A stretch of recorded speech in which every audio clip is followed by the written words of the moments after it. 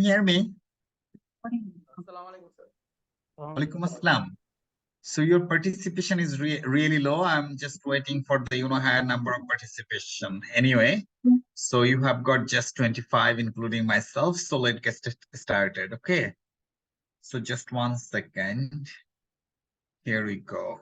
Okay. So in our last session, we did get to until 27, isn't it? So we did solve Oxfield, and we also solved number 27, Navara Limited, right? Isn't it? So have you been able to solve number 27? Sorry, number 26 maybe. YOLO Limited. You did solve, isn't it? Hello? In our last class, we solved number 25 and number 26, isn't it? Okay. So did you solve them at your home?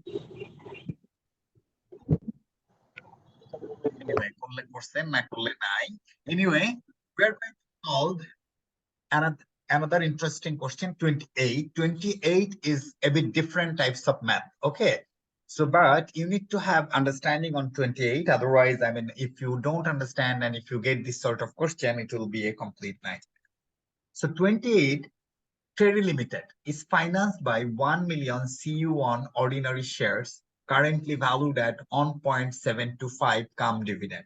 So ordinary shares যার দাম হচ্ছে 1.725 কাম dividend. Always we know যে আমরা যখন শেয়ারের valuation করি, মানে আপনার কস্ট অফ ক্যাপিটাল ডিটারমিন করি, প্রথমে এটাকে এক্স ডিভিডেন্ড শেয়ার প্রাইস করে নিতে হয়। The company has paid a constant dividend of 225,000 for many years. The directors are considering investing in a project which is expected to yield 56,000 per annum in perpetuity. Anyway, before we get to the new investment, we have got information of dividend. We have got information of share price.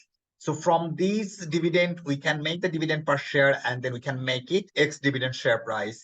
And it is constant dividend. So clearly you can calculate the cost of capital out of it. Is it understandable to you? এইটুক কি বোঝা যায়?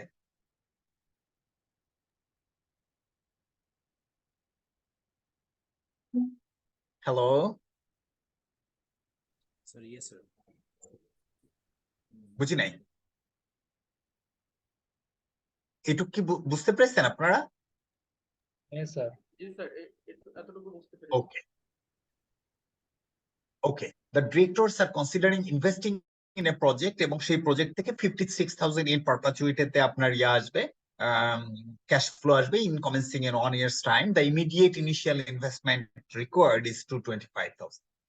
So either এখন আপনাকে project could be financed either by a right issue 7/20 price to raise 225,000. আপনি right issue মাধ্যমে এই প্রজেক্টটাকে করা যায়, or by a new issue, either price so as to give all the gain to the project to the current shareholders. এমন ভাবে issue করবেন যেন সমস্ত গেইন চলে যায় কাদের কাছে? কারেন্ট শেয়ারহোল্ডারের কাছে, অথবা 1 টাকা 25 পয়সা করে আমি শেয়ার ইস্যু করব। What are the requirements? Requirements are calculate the gain to the ordinary shareholders and NPV of the project. আপনার gain to the ordinary shareholders এবং NPV of the project determine করতে বলছে। So how do we do that? Let us solve this problem together. Just 1 second. Let me open up an Excel.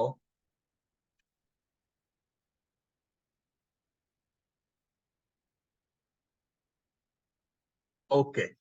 So I think my Excel is visible. Just 1 second. Terry Limited.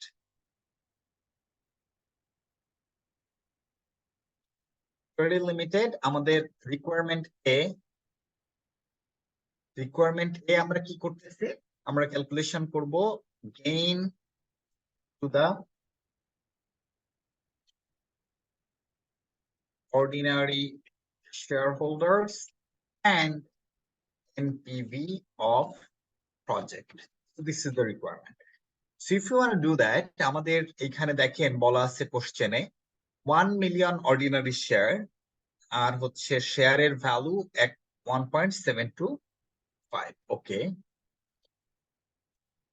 Share price কত আছে 1.725, এটা হচ্ছে কাম dividend. ওকে, আমাদের ডিভিডেন্ডের amount কত? Dividend is total 2,25,000 টাকা, right? আমাদের number of shares কত? Number of shares is 1 million, তাই না? এরকম হচ্ছে আমাদের ইনফরমেশন গুলো ছিল। তাইলে এখান থেকে we can easily calculate EPS, dividend per share. How much is it? 2,25,000 ভাগ 1 million, so we got 0.225. So আমি যদি এখন বলি P0, P0 means কি? X dividend share price, that will be 1.725 minus 0.225, so X dividend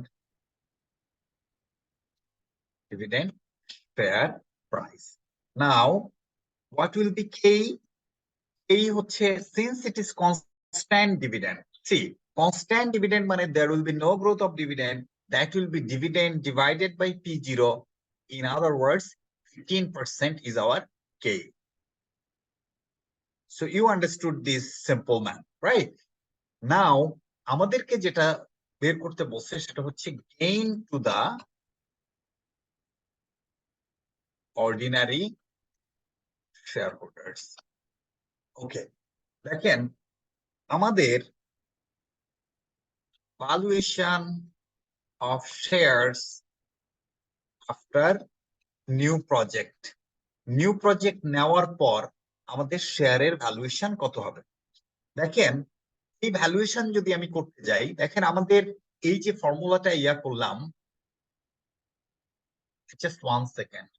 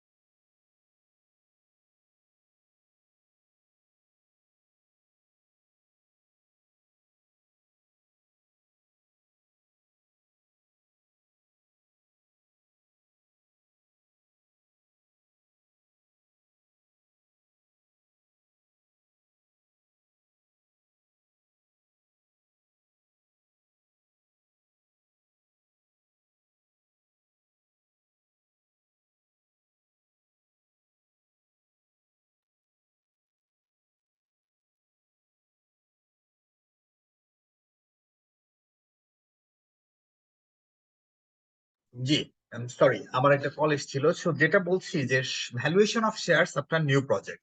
এখন দেখেন একটা interesting fact দেখেন। So which formula did we apply for calculation of cost of equity? We have applied K equals to P0 divided by P0. So P0 means value of shares. So from this formula we can calculate P0. P0 equals to, দেখেন, P0 equals to what? P0 divided by K. তাহলে এই যে যখন আমার constant dividend থাকে, from this simple formula you can calculate PO. Any confusion on that? No, sir. No, sir. No, very good. তাহলে এখন দেখেন আমরা যদি এটারই করতে চাই ডিভিডেন্ড, তো নিউ প্রজেক্ট পাওয়ার পরে আমাদের কতটুকু ডিভিডেন্ড হবে? 2,25,000 টাকা ও হচ্ছে নর্মাল ডিভিডেন্ড দিচ্ছে, রাইট? প্লাস 56,000 টাকা নিউ প্রজেক্টের থেকে আর্নিং হবে। ধরে নিলাম পুরো টাকাই আপনার ডিভিডেন্ড হিসাবে সে দিয়ে দিবে। তাহলে টোটাল ডিভিডেন্ড কত হবে? 2,25,000 প্লাস 56,000 ডিভাইডেড বাই 15%। তো আমাদের টোটাল ডিভিডেন্ড এই ভ্যালুয়েশন হবে 18,73,333। কোনো প্রবলেম হলে আমাকে বলবেন। নাও old valuation of old shares অথবা valuation of shares before new project. New প্রজেক্টের আগে আমাদের ভ্যালুয়েশন কত ছিল? নিউ প্রজেক্টের আগে আমাদের শেয়ার ছিল কত? 1 মিলিয়ন। তার এক একটার দাম ছিল কত করে? 1.5। So it was 1.5 million. তাইলে আমাদের কতটুকু ভ্যালু ইনক্রিজ করছে? এটা হচ্ছে ইনক্রিমেন্টাল ভ্যালু, তাই না? ইনক্রিমেন্টাল ভ্যালুয়েশন হচ্ছে 3,73,333। এইটুকু হয়তো বোঝা গেছে, তাই না?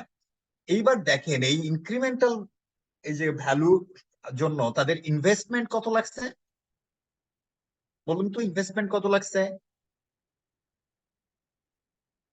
2,25,000 টাকা তাকে ইনভেস্ট কত করতে হয়েছে। তাহলে gain from the new project কত? Gain from the new project will be the summation of these two. So this is like 3,73,000, এই যে না, 1,48,333। বলুন কারো কোনো কোশ্চেন আছে কিনা on this? এইটুকু কি বোঝা যায়? হ্যালো, স্যার বুঝছি। গুড। এইবার আসেন, আমাদেরকে এনপিভি অফ দ্য প্রজেক্ট বের করতে বলছে, তাই না? NPV of the project.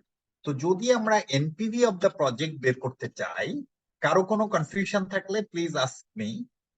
NPV of the project বের করতে হয় কিভাবে? প্রেজেন্ট ভ্যালু অফ ইনফ্লো, তাই না? প্রেজেন্ট ভ্যালু অফ ইনফ্লো কত টাকা পাচ্ছে? 56,000 টাকা পাবে প্রতি বছর পারপাচুইটিতে। সো 15% দিয়ে যদি ডিভাইড করি, that is the present value, তাই না? ঠিক কিনা? আর হচ্ছে কি আমার ইনভেস্টমেন্ট। ইনভেস্টমেন্ট কত? ভেরি সিমিলার, আমাদের 2,25,000 টাকা ইনভেস্টমেন্ট লাগবে। তাইলে আমাদের গেইন কত বা এনপিভি কত? এনপিভি হচ্ছে this much। এখন দেখেন, আইডিয়ালি আমার দুইটা কিন্তু একই রকম হবে, গেইন এবং হচ্ছে এনপিভি। কারণ এই যে ওয়েলথ ম্যাক্সিমাইজেশনের যে ফর্মুলাটা, আমার এনপিভিটাই তো যে নিউ প্রজেক্টে ইনভেস্ট করার পরে যে এনপিভিটা আসবে, that will be added to the wealth of the shareholders এবং that will be the gain to the shareholders. So this should ideally be same. কারণ কি, আপনি if you apply the financial management theory, তাইলে কিন্তু এই দুইটা absolutely same হইতে হবে। কারণ দুইটা আপনি হয়তো এটা ক্যালকুলেট করে লিখে দিতে পারতেন, বাট না, আপনাকে অবশ্যই ক্যালকুলেশন করে মিলিয়ে দিতে হবে। দে আর সেম বিকজ আসলে ওই যে NPV will be added to the share holders wealth, thereby gain is exactly identical.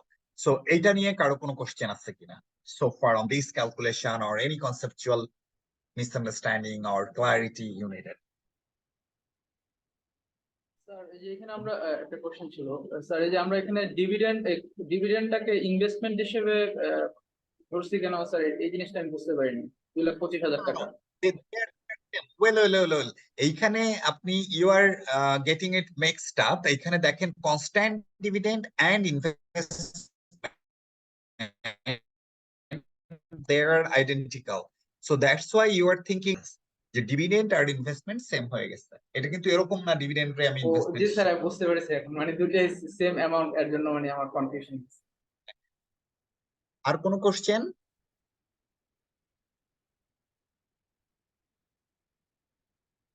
No question, তাই তো? আমি ধরে নিচ্ছি there is no question. But এইগুলা কিন্তু একটু এক্সেপশনাল, এটা হচ্ছে ভ্যালুয়েশনের সাথে রিলেটেড প্লাস কস্ট অফ ক্যাপিটালের সাথেও রিলেটেড। আচ্ছা, বি তে দেখেন calculate the issue price and the number of shares to be issued. B মানে কি? 2-এর 1।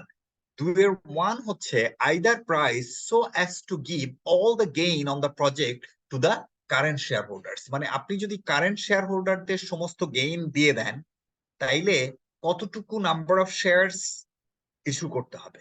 বুঝতে পেরেছেন? ক্যালকুলেট দ্য ইস্যু প্রাইস মানে আমি কত করে শেয়ার প্রাইস ইস্যু করব, এবং number of shares to be issued so as to give all the gain to the current share holders. আপনারা কি কোশ্চেনটা বুঝতে পারছেন? আমার তো মনে হয় বুঝতে পারেননি। না স্যার। হ্যাঁ, এটা তো আমি বুঝি আপনাদের। এইখানে বলছে দেখেন, এই যে আমি এখন লিখি, এখন আমাকে ফলো করেন। Calculate the number of shares and issue price, ঠিক আছে, so as to keep all the gain to the existing shareholders. দেখেন, but try to understand, you have got existing shareholders, সে তাদের নাম্বার কত, 1 মিলিয়ন না? এই যে আমাদের এক্সিস্টিং শেয়ার হোল্ডার, সে বলছে যে আমি এখন এমন ভাবে এই শেয়ারের মেকানিজমটা করব বা প্রাইসিংটা করব যেন পুরো গেইনটা কারা পায়, এক্সিস্টিং শেয়ার হোল্ডাররা। এক্সিস্টিং শেয়ার হোল্ডাররা পাবে। তাইলে এমন ভাবে শেয়ার প্রাইসিং করব যেন পুরো গেইনটা এক্সিস্টিং শেয়ার হোল্ডাররা পাবে। এই ক্ষেত্রে তাইলে আমার এক্সিস্টিং শেয়ারের দাম কত হবে, আর হচ্ছে কত নাম্বার অফ শেয়ার ইস্যু করতে হবে। ক্লিয়ার? জি স্যার। সবাই বুঝতে পেরেছেন? ওকে, এইবার দেখেন আমাদের এক্সিস্টিং শেয়ার প্রাইস কত আছে, P0 এক্স ডিভিডেন্ড 1 টাকা 50 পয়সা আছে, তাই না? 1 টাকা 50 পয়সা করে আছে। আমাদের গেইন কত ছিল ওই প্রজেক্টের,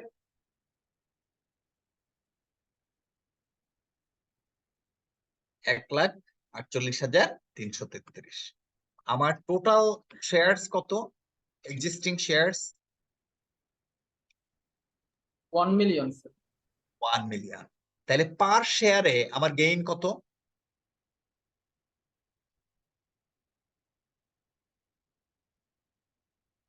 পার শেয়ারে গেইন হচ্ছে ডিভাইডেড বাই এটা 0.8, এটা তাই না?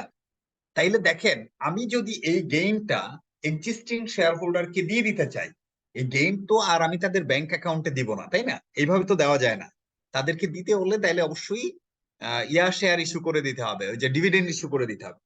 ডিভিডেন্ডে যদি আমি ইস্যু করতে যাই, দেয়ার যে প্রবলেম, কি প্রবলেম আছে, কারণ ততক্ষণে নতুন শেয়ার হোল্ডার কিন্তু আপনার রেকর্ডে চলে আসবে। চলে আসলে ওই ডিভিডেন্ডের অংশ কে পেয়ে যাবে, নিউ শেয়ার হোল্ডার পেয়ে যাবে।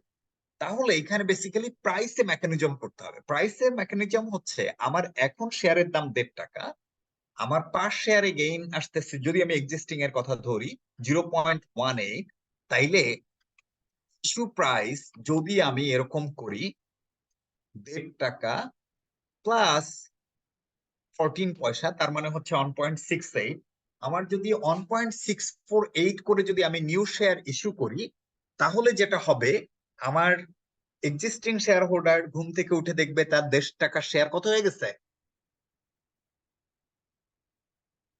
বলেন? 1.648। আর নিউ যে শেয়ার হোল্ডার, তারা বেসিক্যালি কয় টাকা করে কিনবে, 1 টাকা 64 পয়সা করে। সো ওর শেয়ারের দাম 1 টাকা 64 পয়সাই থাকবে, and they will be in no gain no loss situation. Okay, try to understand.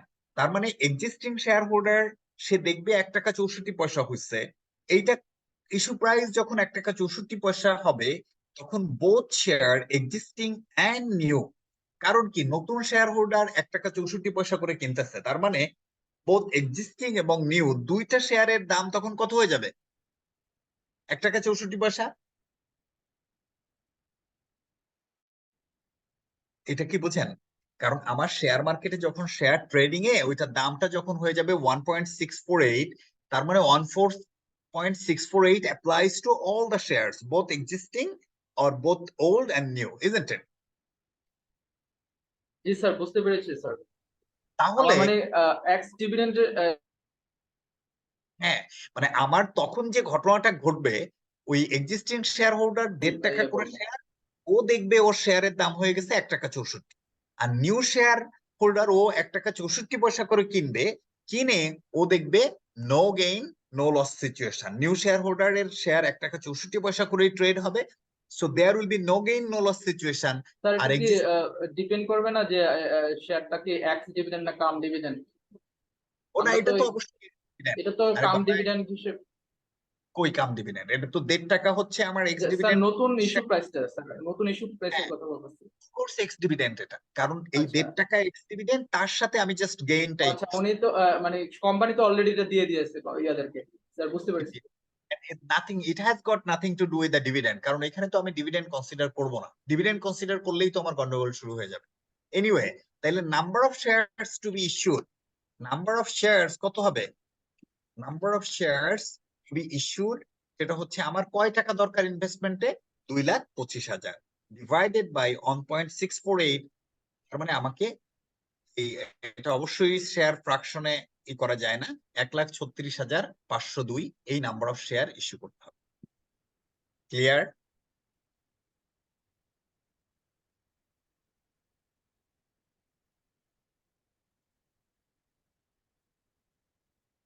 বলেন তো কারো কোনো কনফিউশন আছে কিনা, থাকলে জিজ্ঞাসা করেন।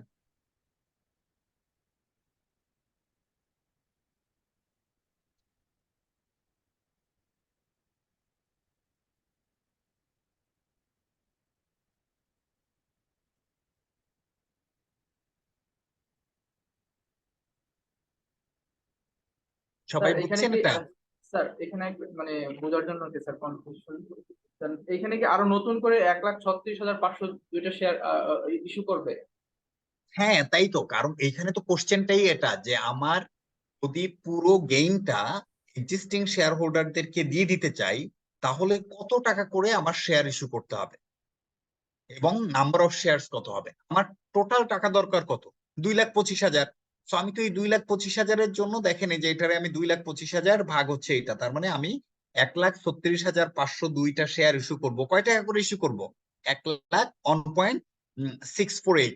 এটা দিয়ে ইস্যু করলে যেটা হবে, এক্সিস্টিং শেয়ার হোল্ডারের শেয়ার ট্রেড হচ্ছিল 1.5 টাকা করে, ও দেখবে ও শেয়ারের দাম হয়ে গেছে বাজারে 1.648, তার মানে কি গেইনটা ওর কাছে চলে গেল না?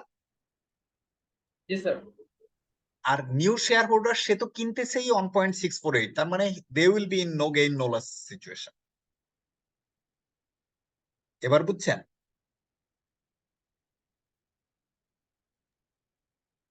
জি স্যার, জি স্যার বুঝতে পেরেছি। ওকে, জোর করে বুঝেন না, আচ্ছা ঠিক আছে। পরেরটা, এগুলা কিন্তু ওই মানে আসলে এগুলা না জানা থাকলে তখন ইয়া হয়ে যাবে। দেখেন, পরে আপনাকে বলছে যে অর এট 1.25 পার শেয়ার, দুইয়ের মানে সিতে বলছে 2/2, calculate the gain or losses two the current and new share holders. মানে এখন বলছে, আগেরটা তো আমরা 1 টাকা ওই যে ওই মানে কত 1.648 দিয়ে ইস্যু করছিলাম। এখন যদি 1 টাকা 25 পয়সা করে শেয়ার ইস্যু করি তাইলে কি হবে? তখন একটা মুশকিল না? আমার এক্সিস্টিং শেয়ারের দাম কত? Sir 1.5। Very good, 1.5 x dividend share price. এখন সেই শেয়ারটাকে যদি আমি 1 টাকা 25 পয়সা করে ইস্যু করি, ন্যাচারালি আপনি যদি নর্মাল কমন সেন্স অ্যাপ্লাই করেন, তাইলে একটা গেইন আপনার চলে যাবে হচ্ছে আপনার ইয়ার কাছে, নিউ শেয়ার হোল্ডারের কাছে, আর এক্সিস্টিং শেয়ার হোল্ডারেরও একটা স্যাক্রিফাইস অথবা তার গেইন কমে যাবে। সো আমাদেরকে ওইটা ক্যালকুলেশন করে দেখাতে বলছে যে calculate the gain or losses two the current and new share holders. Current এবং নিউ শেয়ার হোল্ডারের গেইন লস কি হবে যদি 1 টাকা 25 পয়সা করে আমরা শেয়ার ইস্যু করি। ওকে, আমরা আসেন এটা একটু দেখি। Number 3, gain or losses to current and new share holders if shares are issued at 1 টাকা 25 পয়সা। তাহলে খুবই সিম্পল, আমার কয় টাকা দরকার? ইনভেস্টমেন্ট কত লাগবে? 2,25,000 টাকা আমার দরকার। শেয়ার প্রাইস কত? আমি কয় টাকা করে, শেয়ার প্রাইস না ইস্যু প্রাইস বলি, ইস্যু প্রাইস উইল বি 1.25। তাহলে নাম্বার অফ শেয়ারস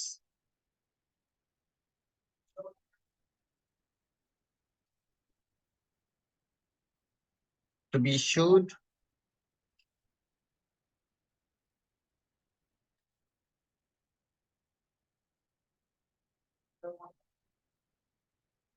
1,80,000। তাহলে টোটাল নাম্বার অফ শেয়ারস কত হবে?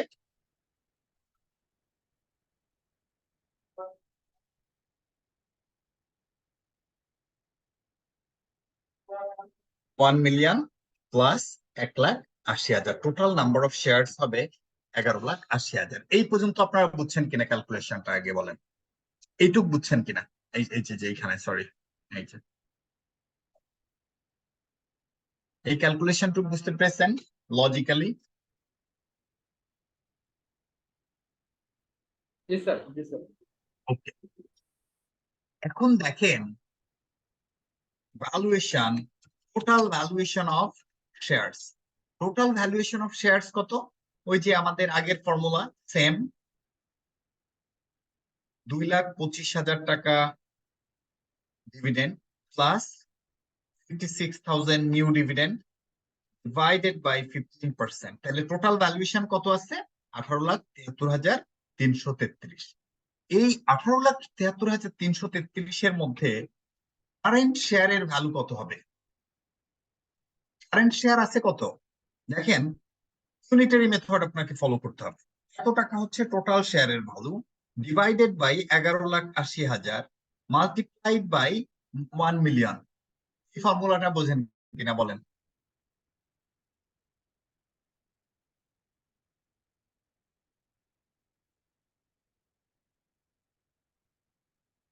আমি টোটাল ভ্যালু অফ শেয়ারস নিলাম after taking the new project, okay, divided by 11,80,000 হচ্ছে আমার টোটাল শেয়ারের ভ্যালু, টাইমস হচ্ছে আমার কারেন্ট বা এক্সিস্টিং শেয়ারের ভ্যালু। এটা হলো আফটার আফটার নিউ প্রজেক্ট। এটুকু কি বোঝা যায়?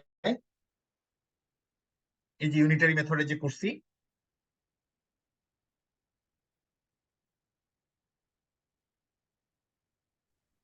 আসসালামু আলাইকুম ওয়ালাইকুম ভাইয়া, আসসালাম। কারেন্ট শেয়ার ভ্যালুর ক্যালকুলেশনটা আরেকবার একটু প্লিজ। কারেন্ট শেয়ার ভ্যালুটার দেখেন যেটা হয়েছে, আমাদের টোটাল ভ্যালু কত ছিল শেয়ারের ভ্যালু? 18,73,333, তাই না?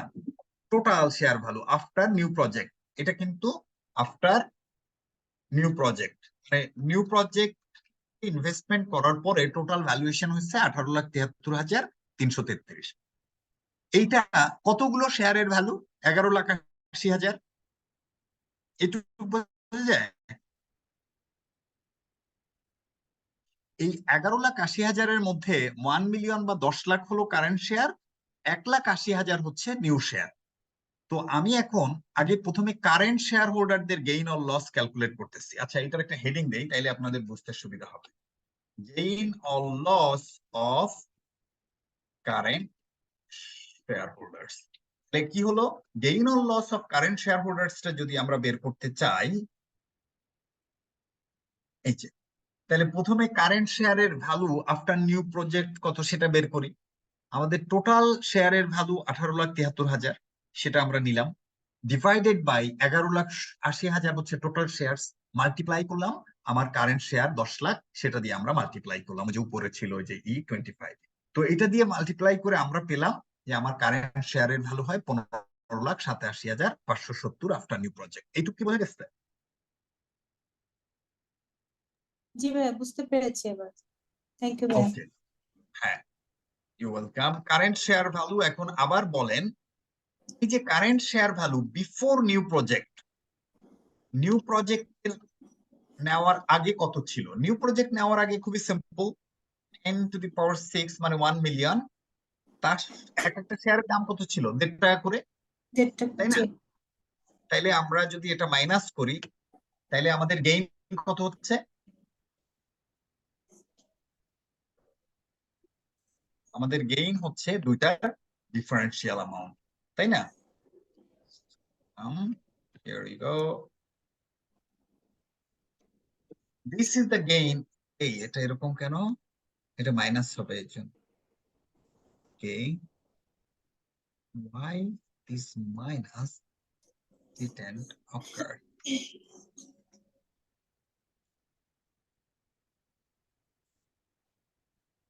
হ্যাঁ, এবার ঠিক আছে। এবার দেখেন তো আমাদের গেইন কত হয়েছে তাইলে?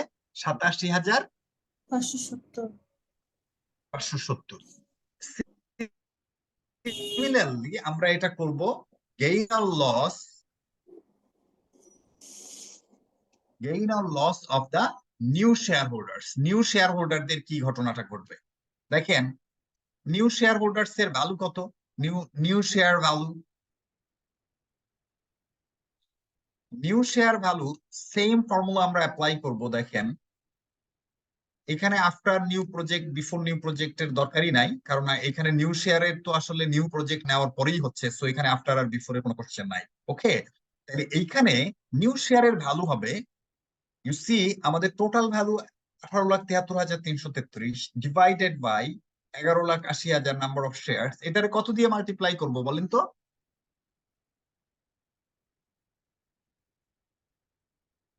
নিউ শেয়ার ভ্যালু যদি বের করতে চাই কত দিয়ে মাল্টিপ্লাই করবো এটা? 11,80,000 সরি, 11,80,000 11,80,000 কেন? টোটাল নাম্বার অফ শেয়ার দিয়ে। 1,80,000 নিউ শেয়ার। ও সরি ওই এটা 1,80,000 দিয়ে হবে। নিউ শেয়ার 11,80,000 তো টোটাল, নিউ শেয়ার হচ্ছে 1,80,000। আমরা না ওই যে উপরে ক্যালকুলেশন করে আসলাম, এই যে number of shares to be issued, এটা কত? 1,80,000। সো নিউ শেয়ারের ভ্যালু হবে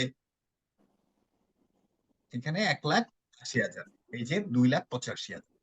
আর আমাদের ইনভেস্টমেন্ট কত লাগছে? নিউ শেয়ার ইনভেস্টমেন্ট করতেছে কত? 56,000। আপনাদের খুবই মুশকিল, আমি আপনাদের নিয়ে খুব ফ্রাস্ট্রেশনে আছি। আপনার না এতবার আমি বললাম যে 2,25,000 টাকা ইনভেস্টমেন্ট, এই জায়গায়ও আমি ইনভেস্টমেন্ট নিয়ে এই যে 2,25,000 টাকা সারা হাফ অ্যান আওয়ার বসে তারও বেশি সময় ধরে এই ম্যাথটা সলভ করতেছি। স্টিল ইউ আর টেলিং 56,000, আমি তো 2,25,000 টাকা। Someone ask me why the dividend and investment is same, এটা আমি না তখন দেখালাম আবার। সো এইখানে দেখেন আমি ইনভেস্টমেন্ট করতেছি 2,25,000 টাকা, আমার শেয়ারের ভ্যালু সাথে সাথে কত হয়ে যাচ্ছে? 2,85,700। তাহলে তাদের গেইন কত? 80,772। আমি এখন একটা ফ্যাক্ট চেক দেই যে আমার এই ক্যালকুলেশন ঠিক আছে কিনা। দেখেন এই যে gain existing share holder and gain to the new share holders, দেখেন দুইটা এক্স্যাক্টলি সেম, এটা মিলে যায়। তার মানে আমার ক্যালকুলেশন ঠিক আছে। সো আমি যখন শেয়ারটাকে 1 টাকা 25 পয়সা করে ইস্যু করব, আমার শেয়ারটা ওই যে গেইনটা স্প্লিট হয়ে যাচ্ছে। একটা gain is going to current share holders and another gain is being received by new shareholders, so it is being splitted. So এটা আসলে স্প্লিট হয়ে যাচ্ছে। এবার বলেন তো বুঝছেন কিনা?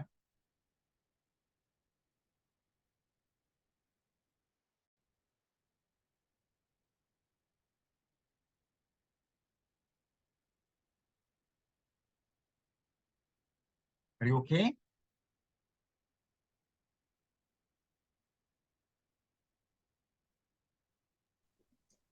Yes, sir. Very good.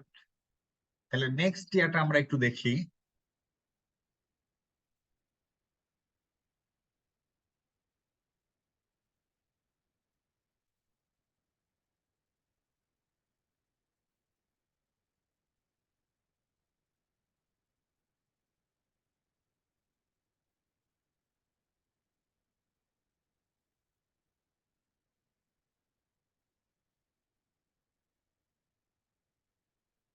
ওকে, মানে ই করলাম যে কোনটা কোনটা আপনাদের করা।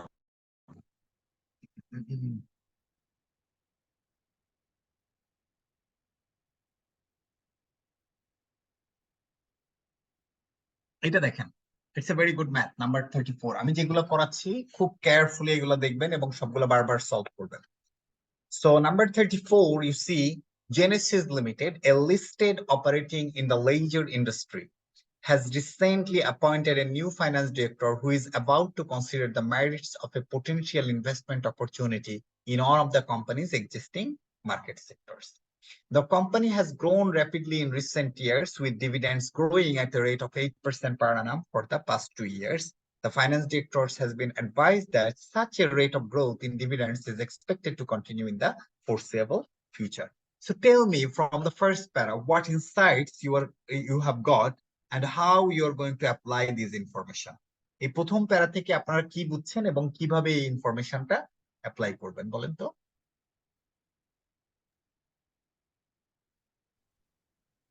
স্যার আমি তো গ্রোথ রেটটা স্যার এখানে বলেন। স্যার এখানে গ্রোথ রেটটা বলা আছে, যেটা হচ্ছে পাস্ট 2 ইয়ার্স এর ইনফরমেশন, যেটা মানে কনস্ট্যান্ট গ্রোথ রেটটা বলা আছে, constant growth rate. Very good, constant growth rate, what does it mean? যে প্রতি বছরই সেম রেটে ডিভিডেন্ডটা বাড়বে। পারবে। So what is the implications of this, or what could be the implications of this information? How you are going to use this information?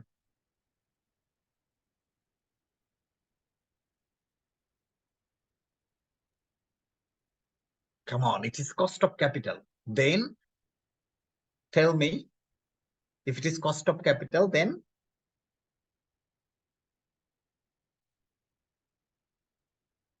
you got to apply what? Cost of Dividend. Equity. Cost of equity যে formula বা cost of equity এটা growth, dividend growth model we might need to apply, এই কথাটা বলতে হবে না? ঠিক আছে? Anyway, in the past, when undertaking net present value appraisals of such investment opportunities, the company's financial analysts have used the rate of interest in the company's long-term debt as discount rate. Another important information. Past তারা কি করছে? এটুক বলেন।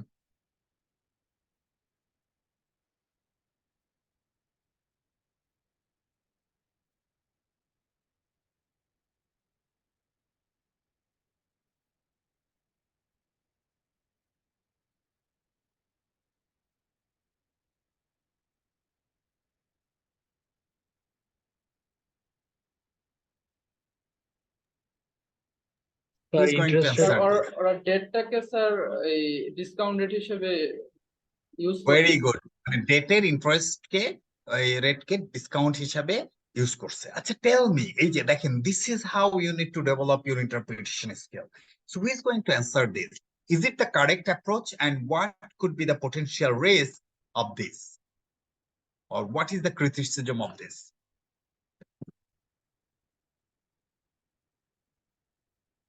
প্রথমে বলেন, is it the correct approach?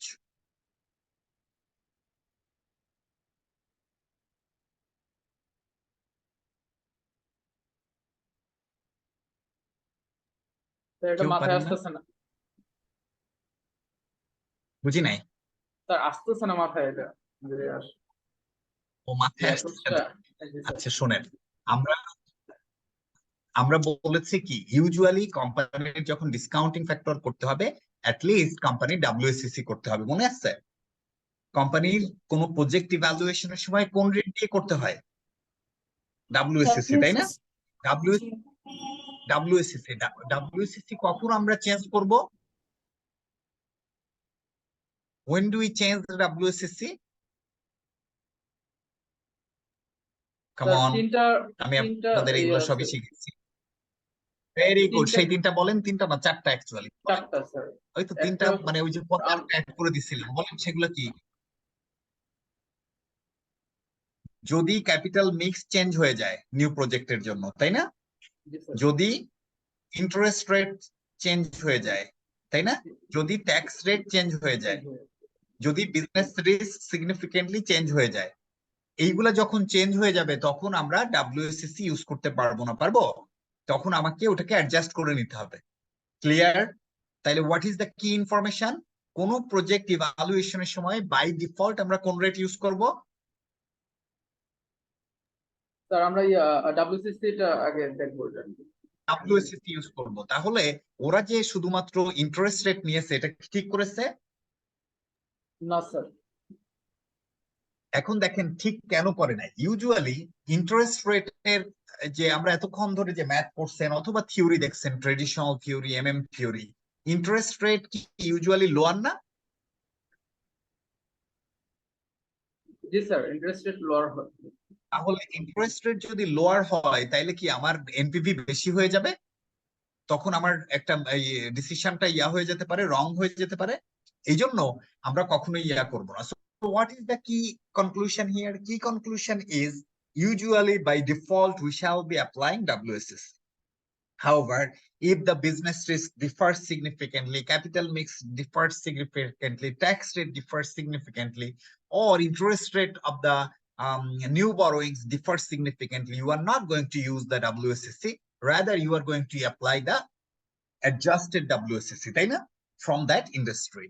এবং you should never apply interest rate as discounting factor, even though entire new project is financed by interest, because of this interest, the cost of equity will shoot up, and therefore, current interest rate should never be used as the discounting factor of the new project. মনে থাকবে? জি sir. Good. The new finance director believes that it would be more accurate to use the company's weighted average cost of capital as discounting factor. So ও এতদিন ধরে interest কে নিচ্ছে, আর একজন ওই যে new finance director সে বলছে weighted average cost of capital কে নেওয়া উচিত. The information regarding capital structure of the company is as under: the ordinary shares of Genesis Limited currently quoted at 1.5x dividend. The recently dividend paid is 5 pence per share.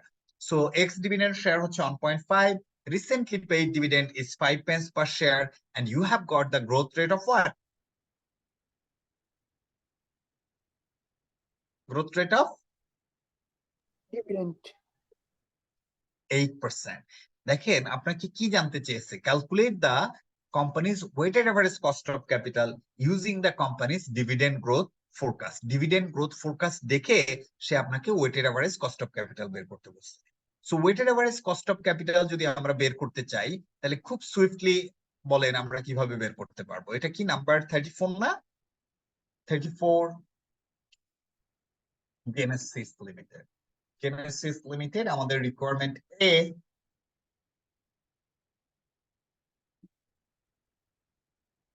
WSCC with growth rate. Growth rate মানে হচ্ছে equity growth rate, সে আপনাকে এটা বের করতে বলছে। তাহলে এখানে আমাদের ফর্মুলা কি? P equals to D1 divided by P0 plus D. তাহলে এখানে D1 কত হবে? কোম্পানি হিস্টোরিক্যালি 5 pence ডিভিডেন্ড দেয়, 0.05 into 1.08 next year dividend divided by P0 হচ্ছে কত ছিল এর? দেখেন তো P0 কত? 1.5, তাই না? 1.5 is 1.5 is P0, 1.5. সো এটা এখানে শেষ হয়ে গেল। এটার সাথে আমরা কি যোগ করব? Plus B. বি মানে হচ্ছে 0.08। তো আমরা যদি দেখি এটা হচ্ছে আপনার 11.6%. Are you guys okay with this calculation? দেখেন আমরা কি করছি, 5 pence dividend had just been paid, so next year dividend নিয়ে এসেছি, divided by x dividend share price plus হচ্ছে আমাদের growth.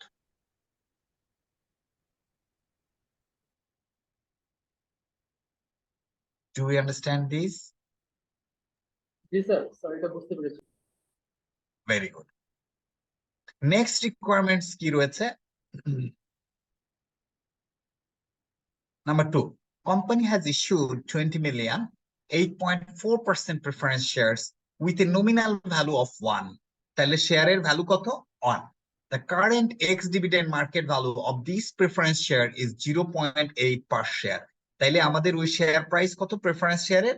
0.8, আর সে ডিভিডেন্ড দেয় কত? 8.4% প্রেফারেন্স শেয়ার। তাইলে যদি আমার প্রেফারেন্স শেয়ার থাকে, প্রেফারেন্স শেয়ারের আমার কি ফর্মুলা কি? Cost of preference share equals to D0 divided by P0, তাই না? D0 আমাদের কত আসছে? 8.4%। 8.4% মানে কি? 0.084। এটা আমরা বলতে পারি পার শেয়ারে ডিভিডেন্ড $1 করে তো একটা শেয়ারের দাম, ডিভাইডেড বাই 0.8 হচ্ছে এক্স ডিভিডেন্ড শেয়ার প্রাইস। তাইলে এই ক্ষেত্রে আমাদের কত হচ্ছে? 10.5 হচ্ছে আমাদের কস্ট অফ প্রেফারেন্স শেয়ার। দেখেন তো এটা বোঝেন কিনা? জি স্যার, এটা বুঝতে পেরেছি। Okay, good.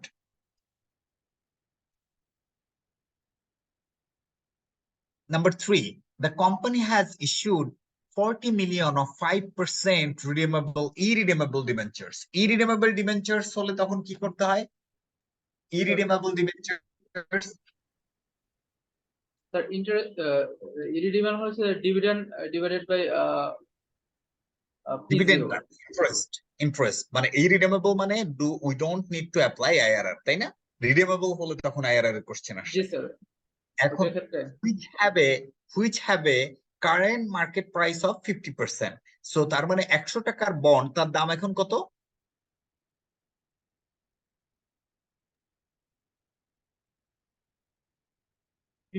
50 টাকা স্যার। 50 টাকা। আর আমাদের ট্যাক্স রেট কত? 30%। তাহলে আমাদের এই যে ফর্মুলাটা হবে কেডি কস্ট অফ ডিবেঞ্চার্স, এটা হবে হচ্ছে ইন্টারেস্ট ডিভাইডেড বাই P0, আমি যদি ওইভাবে দেখাই, ইনটু ইনটু মানে হচ্ছে ইনটু কি তো স্যার আমার ট্যাক্সটা 1 বাদ মাইনাস দিয়ে, হ্যাঁ বাদ দিয়ে হচ্ছে যেটা এরকম, থাকবে। রাইট? 1 মাইনাস। এখন আমরা এটা এই করি, আমাদের ইন্টারেস্ট ছিল কত? 5, তাই না? আমার 5%, সেই বন্ডের দাম হয়ে গেছে কত? 50 into 1 minus T, 1 minus T হচ্ছে 0.3। ওকে, তাহলে আমাদের এটা কত হলো? 7% is our cost of debt. কারো কোনো কনফিউশন আছে এটা নিয়ে? না sir.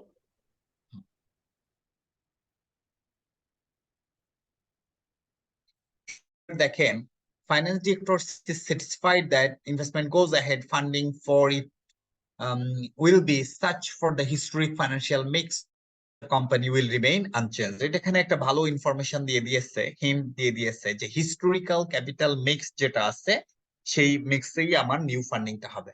Has also summarized the below thing: net asset value, ordinary share, preference share, irredeemable debentures, profit after tax, blah blah blah. এখন আমরা যদি এটা WSCC বের করতে চাই তাহলে আমাদের কি করতে হবে? প্রথমে অর্ডিনারি শেয়ার যেটা আছে সেটার আমার ভ্যালু নিতে হবে। অর্ডিনারি শেয়ার কত আছে? 200 মিলিয়ন অর্ডিনারি শেয়ার রয়েছে। তারপরে প্রেফারেন্স শেয়ার রয়েছে 20 মিলিয়ন। প্রেফারেন্স শেয়ারের দাম কত করে ছিল? 1 টাকা করে, এটাও 20 মিলিয়ন। আর ইরিডিমেবল ডিবেঞ্চার হচ্ছে 40 মিলিয়ন। এইটার মার্কেট ভ্যালু আগে বের করতে হবে, তাই না? তো আমি যদি এটাকে করতে চাই তাহলে কাজ হবে ক্যাপিটাল স্ট্রাকচার এট মার্কেট ভ্যালু, সরি এমভি। আমার এখানে হচ্ছে অর্ডিনারি শেয়ার রয়েছে কত? আমাদের 200 মিলিয়ন। আর ইয়া রয়েছে কত? প্রেফারেন্স শেয়ার রয়েছে 20 মিলিয়ন। আর 40 মিলিয়ন রয়েছে হচ্ছে,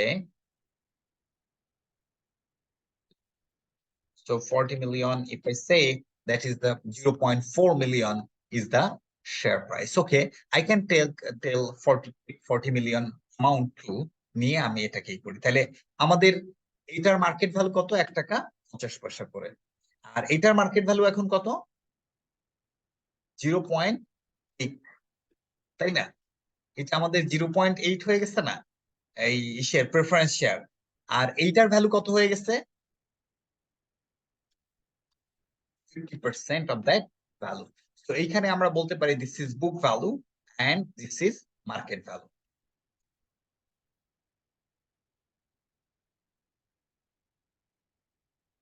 এইখানে এটারে 50% করে দেই, তারপরে আমরা মাল্টিপ্লাই করে মার্কেট ভ্যালুটা নিয়ে নেই। So 200 times these, so 300 here. Here we go.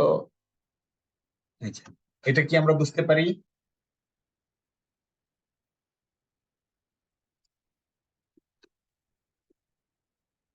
আমাদের টোটাল ভ্যালু কত হলো? 336। আমরা যদি এখন বলি WSCC কত হবে, খুবই সিম্পল, আমরা একটা ফর্মুলায় বসাই দিই, আমাদের একবারেই WSCC বের হয়ে যাবে। WSCC will be 300 টাইমস কত 11.6%। আমি এখানে লিখে লিখে করি তাহলে আপনাদের জন্য বুঝতে সুবিধা হবে। 11.6% প্লাস কত আছে 16 ইন্টু কত পার্সেন্ট 10.5। 10.5 very good. তারপরে কত আছে 20 ইন্টু কত পার্সেন্ট 7%। 7 এটাকে আমরা ডিভাইড করব কত দিয়ে 336। তাহলে this is your 11.27% is your WSSC। বলেন তো কারো কোনো কনফিউশন আছে কিনা?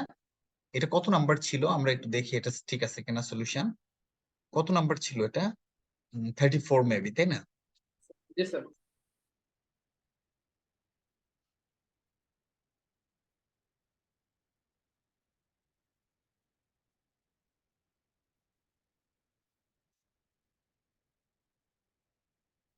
এই যে দেখেন আপনাদের যেহেতু আমি এক্সেলে করছি অ্যান্সার একদম এক্স্যাক্টলি অন 11.27%। এটাই হচ্ছে না বলেন? জি স্যার, এটাই এটাই আসছে। তাহলে এটা নিয়ে কারো কোনো সমস্যা নাই, তাই তো? না স্যার। গুড। এবার আসেন পরবর্তীতে। The finance director has explicitly assumed that current capital structure will be maintained. Finance director বলে দিছে না এই যে এখানে যে historic financial mix will remain unchanged, that his current capital structure will be maintained. Discuss and evaluate the other assumptions that are implicitly being made when using the weighted average cost of capital as the discount rate for appraising investment project. আপনারা জানেন by this time যে WSCC কে যদি আমরা যে ইসের কোন প্রজেক্টের discounting factor হিসাবে অ্যাপ্লাই করতে চাই, what are the by default assumptions we make for applying WSCC as discounting factor? বলেন তো what are those assumptions?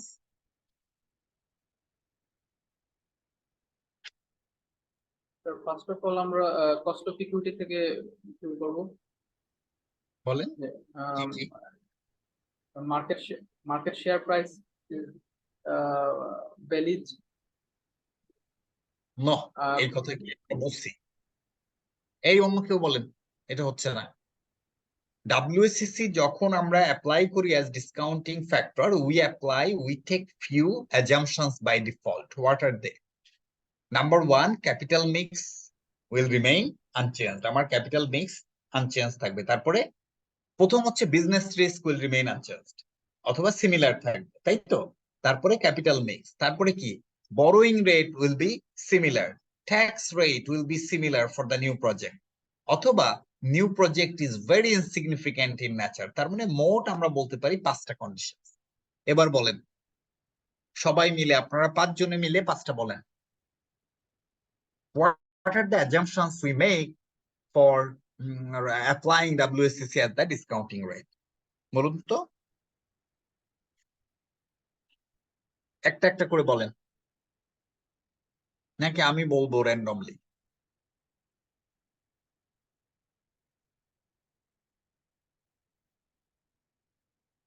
কে বলবেন?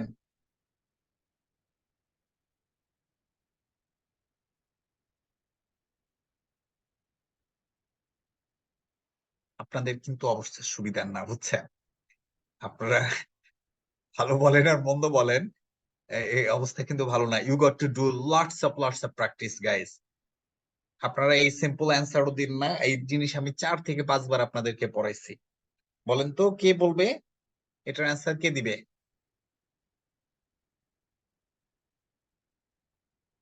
রুবেল, আপনি কি আছেন? রুবেল হুসাইন।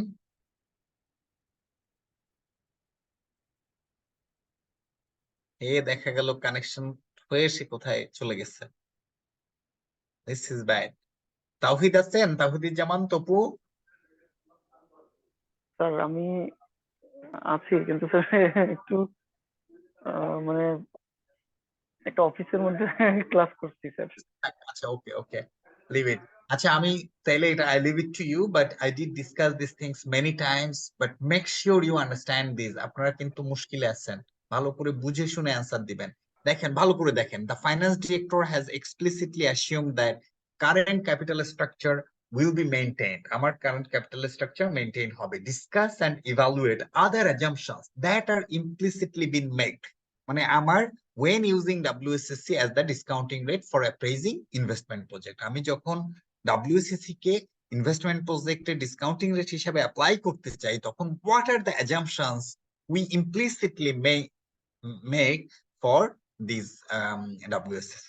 ঠিক আছে, আচ্ছা সি নাম্বারে বলছে use the version of Gordon growth model based on earnings retention G equals to R into B to calculate an alternative dividend growth rate for the company. So কোম্পানির alternative dividend growth rate calculation করতে বলছে using the Gordon growth model. So how do we do that? আমরা যদি ওটা করতে চাই, you see Gordon growth model alternative হিসেবে, so G equals to R into B. R মানে কি accounting rate of return, B মানে হচ্ছে আমাদের retention ratio. You see profit after tax, interest and preference dividend কত রয়েছে 30 মিলিয়ন। এইখান থেকে ডিভিডেন্ড কত দিয়েছে সে, dividend for the year ended 10 million. তাইলে কতটুকু রিটেইন করছে 20 মিলিয়ন স্যার। 20 মিলিয়ন। তাইলে এইখান থেকে কি আমরা বের করতে পারবো না রিটেনশন রেশিও কত? জি স্যার, বের করা যাবে। আমাদের নেট অ্যাসেট রয়েছে, তাইলে এখান থেকে কি অ্যাকাউন্টিং রেট অফ রিটার্ন বের করা যাবে না? জি স্যার। এটা দেখেন খুব সিম্পলি আমরা কিভাবে বের করতে পারি এটা। আমাদের এটা হচ্ছে রিকোয়ারমেন্ট কত সি নাকি প্রফিট দিয়ে হচ্ছে নেট অ্যাসেট কে ডিভাইড করে দিলে আমাদের অ্যাকাউন্টিং রেটে। গর্ডন গ্রোথ, গর্ডন গ্রোথের ইয়া বের করতে বলছে। ইউ সি আমাদের earnings after interest tax and dividend, তাই না? কত আছে 30 মিলিয়ন। ডিভিডেন্ড কত আছে এখান থেকে 10 মিলিয়ন। তাইলে আমার রিটেনশন কত 20।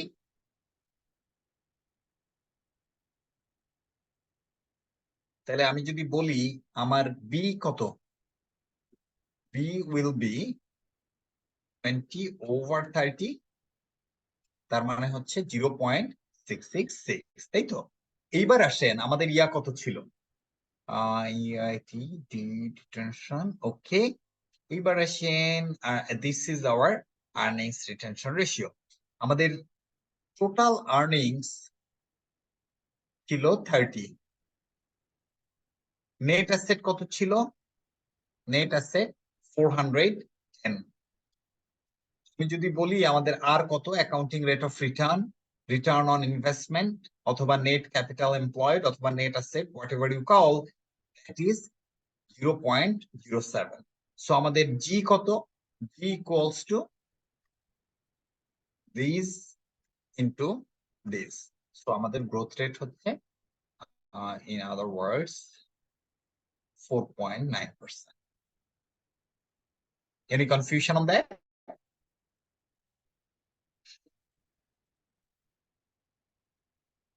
Is it okay with you?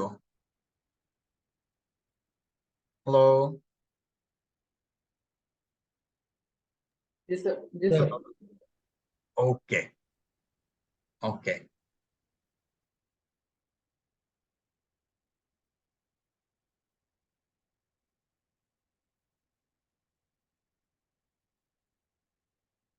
আচ্ছা দেখেন এইখানে identify the major limitations of the version of the Gordon growth model used in C above. Gordon growth model এর লিমিটেশনসটা আপনাকে আইডেন্টিফাই করতে বলছে, তাই না? এই গর্ডন গ্রোথ মডেলের G ইকুয়ালস টু কি, R into B, right? G equals to R into B। এইখানে ফার্স্ট অ্যাজাম্পশনস হচ্ছে মানে যে লিমিটেশনসটা কি, এটা হচ্ছে dubious reliance on accounting profit rather than cash flows, because we all know financial management is heavily dependent on cash flows. They don't bother about the accounting profit. However, Gordon put reliance on accounting profit rather than cash flows, which is fundamentally conflicting with the financial management theory. বোঝা গেছে? কারণ এই থিওরিটা দেখছেন প্রফিটের উপর base করে। 2 number হলো সে ধরে নিয়েছে আর মানে কি rate of return and B will be maintained or will remain unchanged for foreseeable future, which is practically impossible. মানে আমার এই যে 0 পয়েন্ট এটা মানে কি 7%, আমার এইখানে 7%, এইখানে 7%, এই যে গ্রোথ রেট সে 67%, আর এখানে আছে কত 7%, এই গ্রোথ রেট আপনি হোল লাইফ ইন পারপেচুইটিতে মেইনটেইন হবে। বুঝতে পারছেন? আর and B will be maintained for foreseeable future. আপনি বলেন তো প্র্যাকটিক্যালি কি এটা সম্ভব? না স্যার, সম্ভব। এগুলো তো চেঞ্জ হবে। চেঞ্জ হবে। নাম্বার 3, এখানে আরেকটা অ্যাজাম্পশনস হচ্ছে দেখেন ফিউচার গ্রোথ মানে ও এই যে আর্নিং রিটেনশন যখন আপনি করবেন 66.67%, এই growth will be come from the retention. Growth will come from earnings retention. এটা হচ্ছে আরেকটা অ্যাজাম্পশন। সো এরকম 3টা-4টা আপনি যদি বলে দেন তাইলেই আপনার এটা রিয়া হয়ে গেল। তাহলে ফার্স্টলি কি আপনার R এবং B will be maintained for the foreseeable future. Dubious reliance on accounting profit and growth will come from earnings retention. এইটুক বলে দিলেই আপনার কাজ হয়ে গেল। ক্লিয়ার? পারা যাবে? জি স্যার। ওকে, এখন let's take a short break. Break নিয়ে আপনারা করে আসেন, তারপরে হচ্ছে we shall be solving another 2 questions. Okay, তারপরে আমাদের এই যে পার্টিকুলার এই কস্ট অফ ক্যাপিটাল শেষ হয়ে যাবে, and then your job will be to solve everything from both মানে ইন্টারেক্টিভ কোশ্চেন লা ব্লা ব্লা। এখন when shall we come back?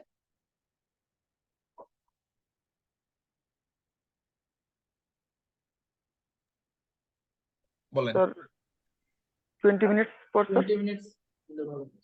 ঠিক আছে, সো আপনারা you guys come back by 8:45। ঠিক আছে? ওকে, জি স্যার। ওকে স্যার, আমাকে স্যার। হ্যালো। শুনতে পাচ্ছি। Okay, so let's get started. Okay, let's get started with number 35. So still, you have not joined. Many of you have not joined. Anyway, 35, Educare Limited. Okay, you are a member of the finance staff of Educare Limited, whose shares are listed on London Stock Exchange. You have been asked to derive a weighted average cost of capital for use in assessing a major investment in a turning facility in China. So আপনার একটা যে investment appraisal করবে চায়নার, সেটার জন্য WSCC বের করতে বলছে। Balance sheet for long-term financing 120 million ordinary share, 25 pence per share, 30 million. Reserves 55 million. Line 9% loan stock is 30. On 31st August 2003, the shares were quoted at 121 pence come dividend, with a dividend of 5.2 per share due very shortly. So we have been given the come dividend along with the dividend information. All we need to strip out the dividend out of the share price so that we get the ex-dividend share price. Over recent years, dividend have increased at the rate of 5% per year. So we have got the dividend growth rate. General view in the company is that this rate has been and will be continued to be the target dividend growth rate. So এটা আসলে কোম্পানির dividend growth rate হবে 5%. Now determine the company's WSCC at 31st August 2003. In order to calculate the WSCC, the first thing we need to calculate the cost of equity applying what? Dividend growth model. So let's solve it together. Eta koto number? Eta hocche Educare. The question is number 35.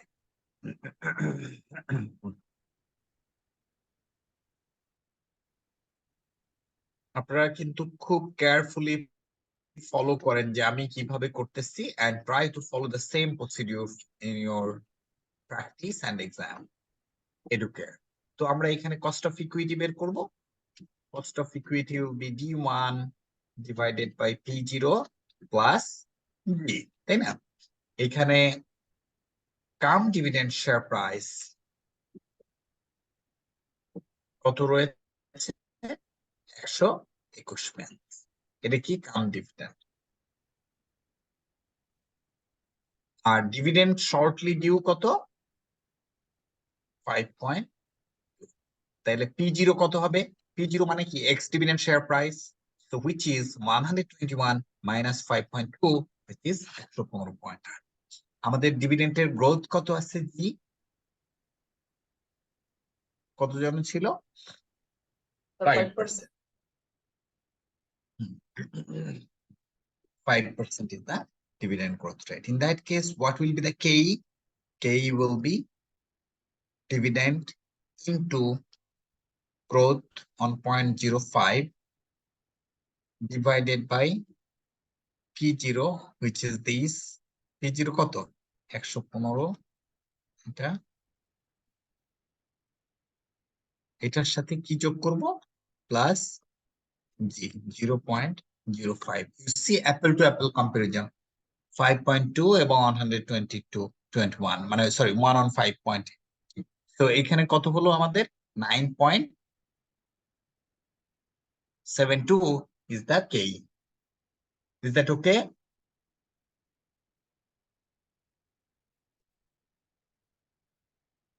Any confusion on that? এই যে দেখেন 9.72, তাহলে this is all right. Now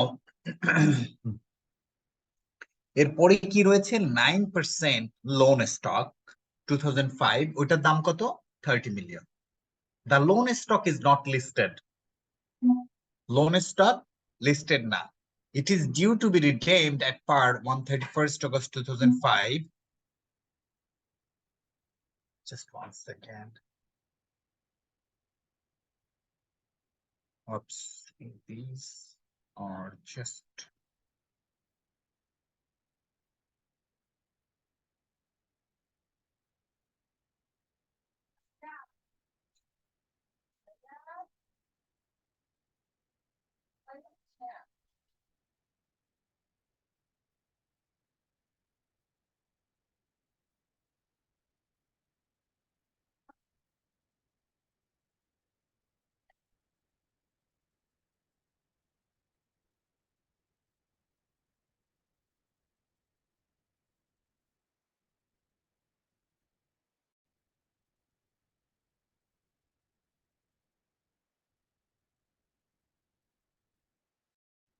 yes.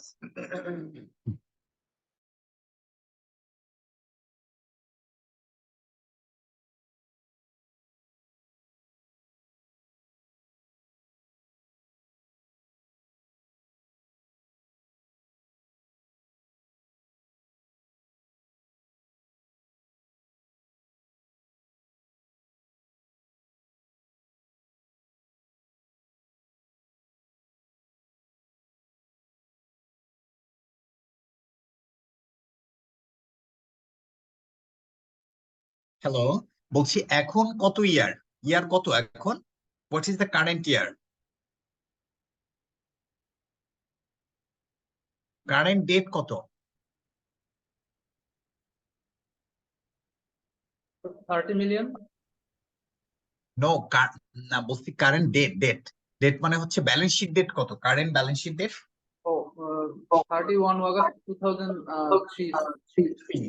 আর এই loan stock redeem হবে কবে? এটা sir 2005 30 August। 2005। তার মানে হচ্ছে কয় বছর পরে? 4 2 years। years. Okay. Interest is payable annually on 31st August. You have looked at the current price of similar but listed loan stocks of comparable companies, and you have concluded that cost of Educare's loan stock is 5.5% per annum. এখানে কত আছে? 9%। কিন্তু এই similar loan stock যেটা হচ্ছে listed, তার effective rate কত? 5.5% per annum after corporate tax. What does it mean?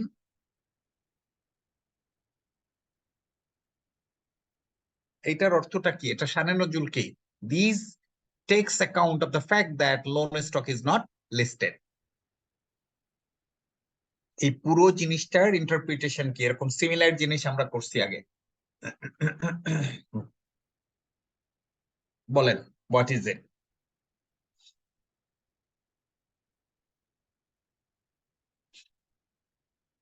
কে বলবে এটা?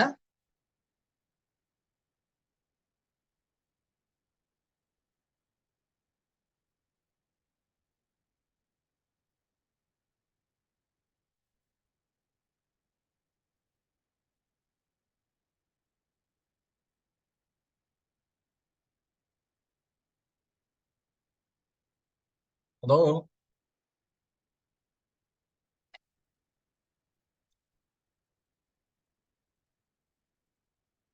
এটার অর্থ হলো ভেরি সিম্পল। এটার অর্থ যে আমাদের 9% লোন স্টক রিডিমেবল, তার মানে কি আমরা এটাকে আইআরআর এর থ্রুতে করার কথা ছিল, তাই না? জি স্যার। ওকে, আইআরআর করতে গেলে কি কারেন্ট শেয়ার প্রাইস, ওই লোন স্টকের প্রাইস দরকার, সেটা কি আছে এখানে?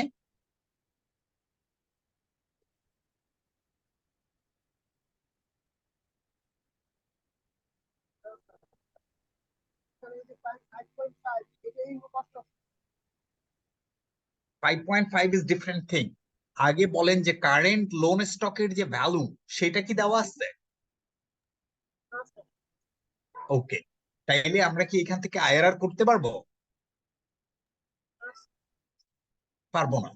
হাউএভার আমাদের যে আইআরআরটাই ওরা করে দিয়েছে 5.5%, কিন্তু আইআরআর করে দিলেও মুশকিলটা হলো আমি যখন weighted average cost of capital করতে যাব, আমার কি current market value of debt লাগবে না? জি স্যার, কারেন্ট মার্কেট গুলো। এই কারেন্ট মার্কেট ভ্যালু অফ ডেটটা আমাকে এখন ক্যালকুলেট করতে হবে, তাই না?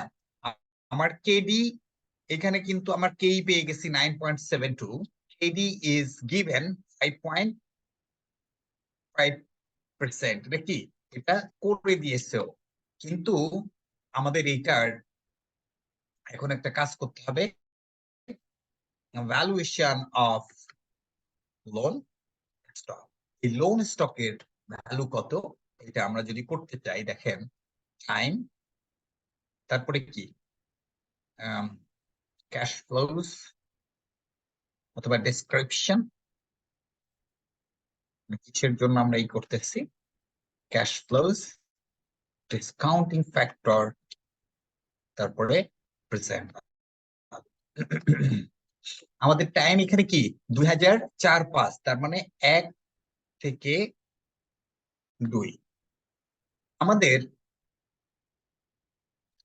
দিতে হবে ইন্টারেস্ট, ইন্টারেস্ট দিতে হবে কত, 30 মিলিয়ন 9%। এটা হচ্ছে আমরা ইন্টারেস্ট, এবং এটা 30% হচ্ছে আমাদের আফটার ট্যাক্স হবে। So interest will be 30 million 9% into after tax 70%। এটা কি আমরা বুঝতে পারি এই ক্যালকুলেশনটা?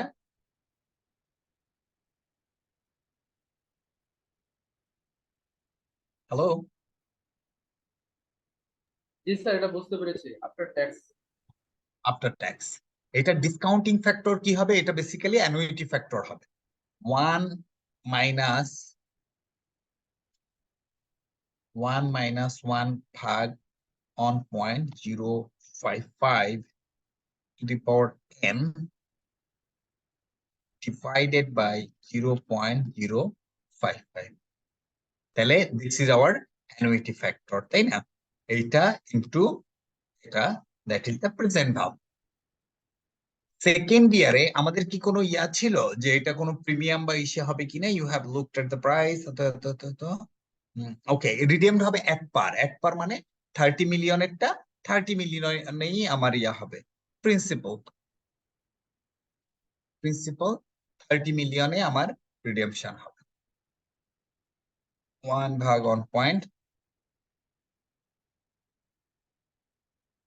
এর স্কোয়ার, কারণ 2 বছর পরে তো আমরা এটার ই করবো, তাই না? তাহলে আমাদের এটার ভ্যালু কত হবে, 30 Times this, so this is 26। তাহলে সামেশন কত, সামেশন হচ্ছে এই দুটারে যোগ করব, তাহলে কত হলো 30.44 ইজ দা কারেন্ট ভ্যালুয়েশন।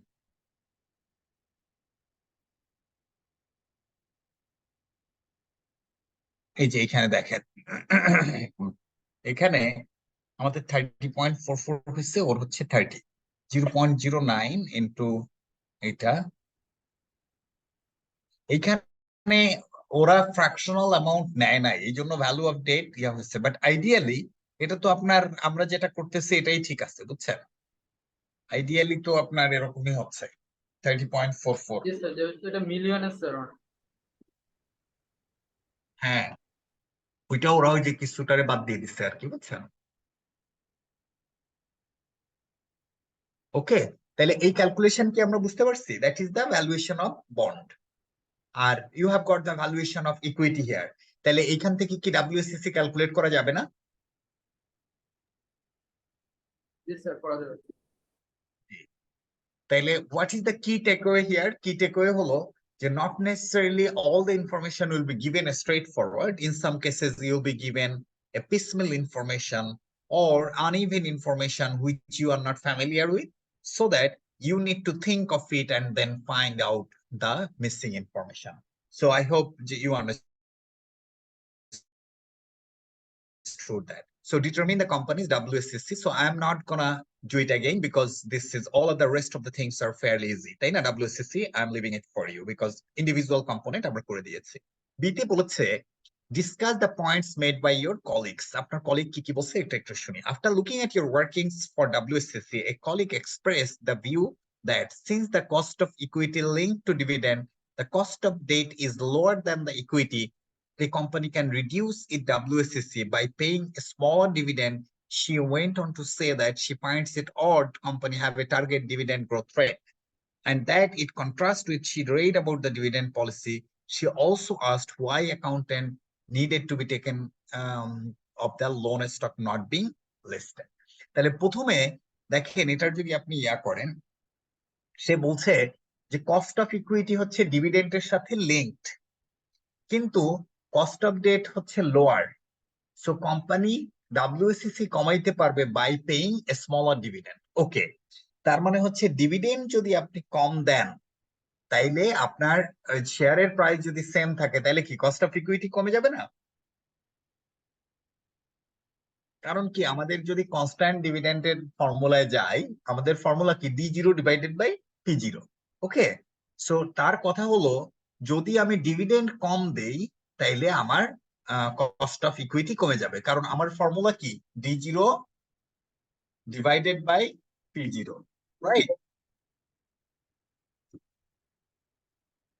এখন মনে করেন 8 ডিভাইডেড বাই 100, তাহলে আমার শেয়ারের ইয়া কত 8%। সিমিলারলি আমি যদি এখন এরকম হয় যে আমি ডিভিডেন্ড দিলাম 6 টাকা ডিভাইডেড বাই 100, তাহলে আমার ইয়া কত হবে? এটা হবে 6%, isn't it?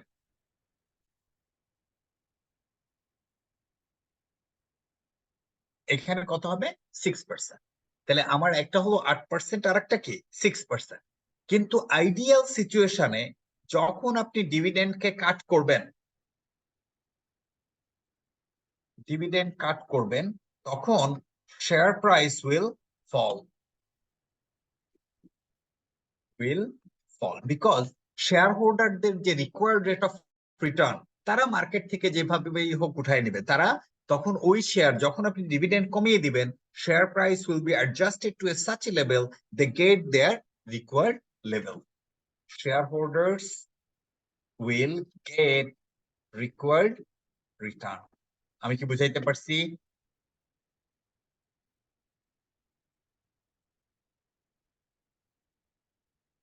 হ্যালো,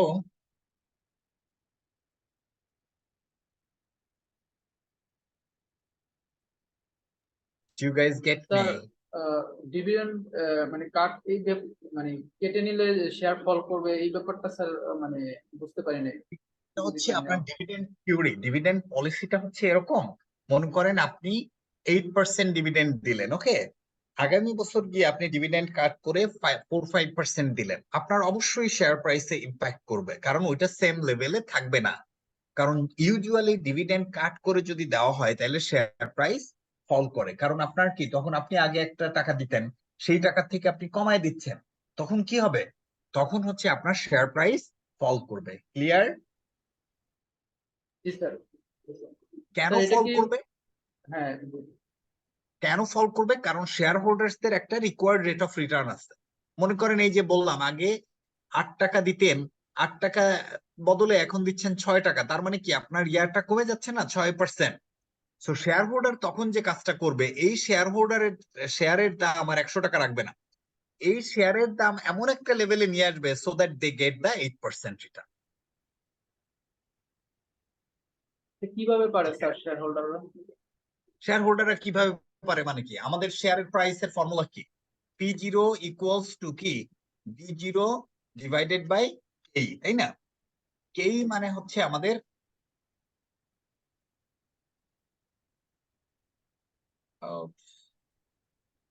এখন মনে করেন আমার শেয়ারের দাম আছে হচ্ছে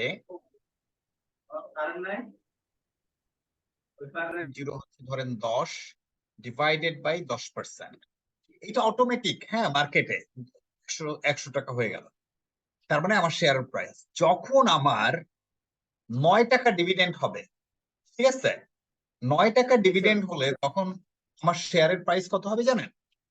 90 টাকা। কারণ কি? কারণ অটোমেটিক্যালি শেয়ারের রিকোয়ার্ড রেট অফ রিটার্ন কত, 10% না? 10% বলেই সে হচ্ছে তখন ওই শেয়ারের দামটাকে কমায় কত করবে, 90 টাকা করবে। যদি 8 টাকা ডিভিডেন্ড দেয় তাইলে আমার শেয়ারের প্রাইস কত হয়ে যাবে তখন, 80 টাকা হয়ে যাবে। তার মানে ইউ সি যে আমার 10% required rate of return remain unchanged according to the level of dividend, শেয়ারের প্রাইস কিন্তু চেঞ্জ হচ্ছে। খেয়াল করছেন? 10 টাকা দিলে 100 টাকা ছিল, 9 টাকা ডিভিডেন্ড দিলে 90 টাকা হয়ে গেছে, 8 টাকা ডিভিডেন্ড দিলে 80 টাকা হয়ে গেছে। এবার ক্লিয়ার? সো ডিভিডেন্ড কাট করলে শেয়ার প্রাইস উইল ফল, যে share holders will get their required rate of return intact, তাদের ওই মানে রিটার্নটা ইনট্যাক্ট থাকবে। এবার ক্লিয়ার? জি স্যার। জি স্যার। আচ্ছা, এটাই বলছে যে lower for a company can reduce by paying a smaller dividend. এখন বলেন এই কথা কি সে ঠিক বলছে যে ডিভিডেন্ড কম দিলে কস্ট অফ ইকুইটি কমে যাবে? না স্যার। কারণ ডিভিডেন্ড কম দিলে শেয়ার প্রাইসও আমার বেড়ে যাবে, সরি কমে যাবে, এবং দেয়ার বাই আমার cost of capital will remain unchanged. She went on to say that she finds it odd that company should have a target dividend growth rate, and that these contrast with that she has read about the dividend policy. There are two types of dividend policy. One is constant dividend policy. Another is what? Another is বলেন dividend with growth, and another is dividend policy. আপাতত আমরা এটা করব না, কারণ we have got another chapter on that dividend policy, so ওই সময় আমরা পড়বো। She also স্যার asked এখানে why একটা কোশ্চেন স্যার অ্যারাইজ হয়েছে আমার জি। কাছে আর কি। স্যার আমি যদি আমার ডিভিডেন্ড ঠিক রাখার জন্য যদি শেয়ার হোল্ডাররা শেয়ার প্রাইসটা কমায় দেয়, তাহলে তাদের লাভটা কি হয়, প্রফিটটা মানে অ্যাকচুয়ালি প্র্যাকটিক্যাল সিনারিওতে তাদের কি লাভটা হয় যদি শেয়ার প্রাইসটা লাভ মানে কমায়? কি, আমি যে শেয়ারটা কিনছি, মনে করেন আমরা যে শেয়ারটা কিনছি, আমরা কোথা থেকে কিনতেছি? মার্কেট থেকে মার্কেট কিনতেছি। থেকে। এই ধরেন এসিআই, লাফার্জ, ইফাদ, এরকম এদের শেয়ার কিনতেছি। এখন যদি দেখি ওরা ডিভিডেন্ড কাট করতেছে, তাহলে ওদের শেয়ার কি আমরা আর আগের দামে কিনবো? তখন ওদের শেয়ারে বলবো এত দামে আমি কিনবো না, আমি কিনতে চাই এই টাকায়। লাভ তো আমার, আমি যদি কম দামে কিনি। অথবা ওর যদি ডিভিডেন্ড ভালো হইতো তাহলে আমি বেশি দামে কিনতাম, যেহেতু ও কম দামে দিচ্ছে আমি ওকে দামটাও কমাই দিই। You understand? জি স্যার। এবার বুঝতে পারছেন? কারণ আপনার কনফিউশন হচ্ছে যে where this transaction is taking place. This transaction is taking place between the share holders and the company in the open market. Okay, so secondary market এটা হয়। right. She also asked why accountant needed to be taken care of the loan stock not being listed. Loan stock listed না হলেও এই লোনের একটা cost রয়েছে, এবং তার এফেক্টিভ কস্ট না হলে আমরা কখনোই ট্রু WSSC পাবো না। সেকেন্ডলি, লোন স্টক যখন আমার থাকে তখন অটোমেটিক্যালি কোম্পানির রিস্ক বেড়ে যায়, এবং that risk is ultimately absorbed by general বা ইকুইটি শেয়ার হোল্ডার্স। এই কারণে আমার অবশ্যই ওইখানে আবার আরেকটা ইয়া থাকবে, বুঝতে পেরেছেন? Accounted needed to be taken care of the loan stock not being listed. So আমার যদিও লোন স্টক লিস্টেড না, এইটার কারণে কোম্পানির রিস্ক বেড়ে যায় এবং কস্ট অফ ইকুইটি বেড়ে যায়। According to the risk, ultimate risk taker কারা? Who are the ultimate risk taker? Sir equity হোল্ডাররা। ইকুইটি হোল্ডাররা, তাদের রিস্ক বেড়ে যায় এবং তারা তখন বেশি পরিমাণে রিটার্ন চায়। সো এই জন্য আপনার বলছে যে এই outline reasons why WSCC determined in discuss points made by your colleagues, এটা কিন্তু আমরা বলে ফেললাম। এটা হচ্ছে বেসিক্যালি এই অংশের ইয়া। সি নাম্বারে বলছে why WSCC determined in A may not be suitable for assessing the investment in China. বলেন তো কেন এই WSCC may not be suitable for assessing investment in China? Why? Who is the smartest boy or lady? বলেন তো কে বলতে পারবেন? Firstly দেখেন, WSCC use করতে গেলে যে 4-5টা কন্ডিশন ছিল। প্রথম কন্ডিশন কি?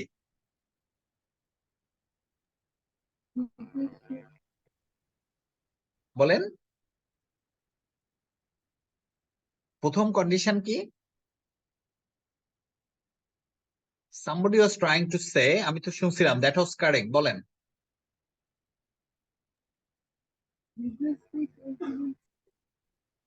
বিজনেস রিস্ক সেম থাকতে হবে, তাই না? Very correct. এখন দেখেন, it is a UK company, তাই না? Educare is a London Stock Exchange company. This company is going where?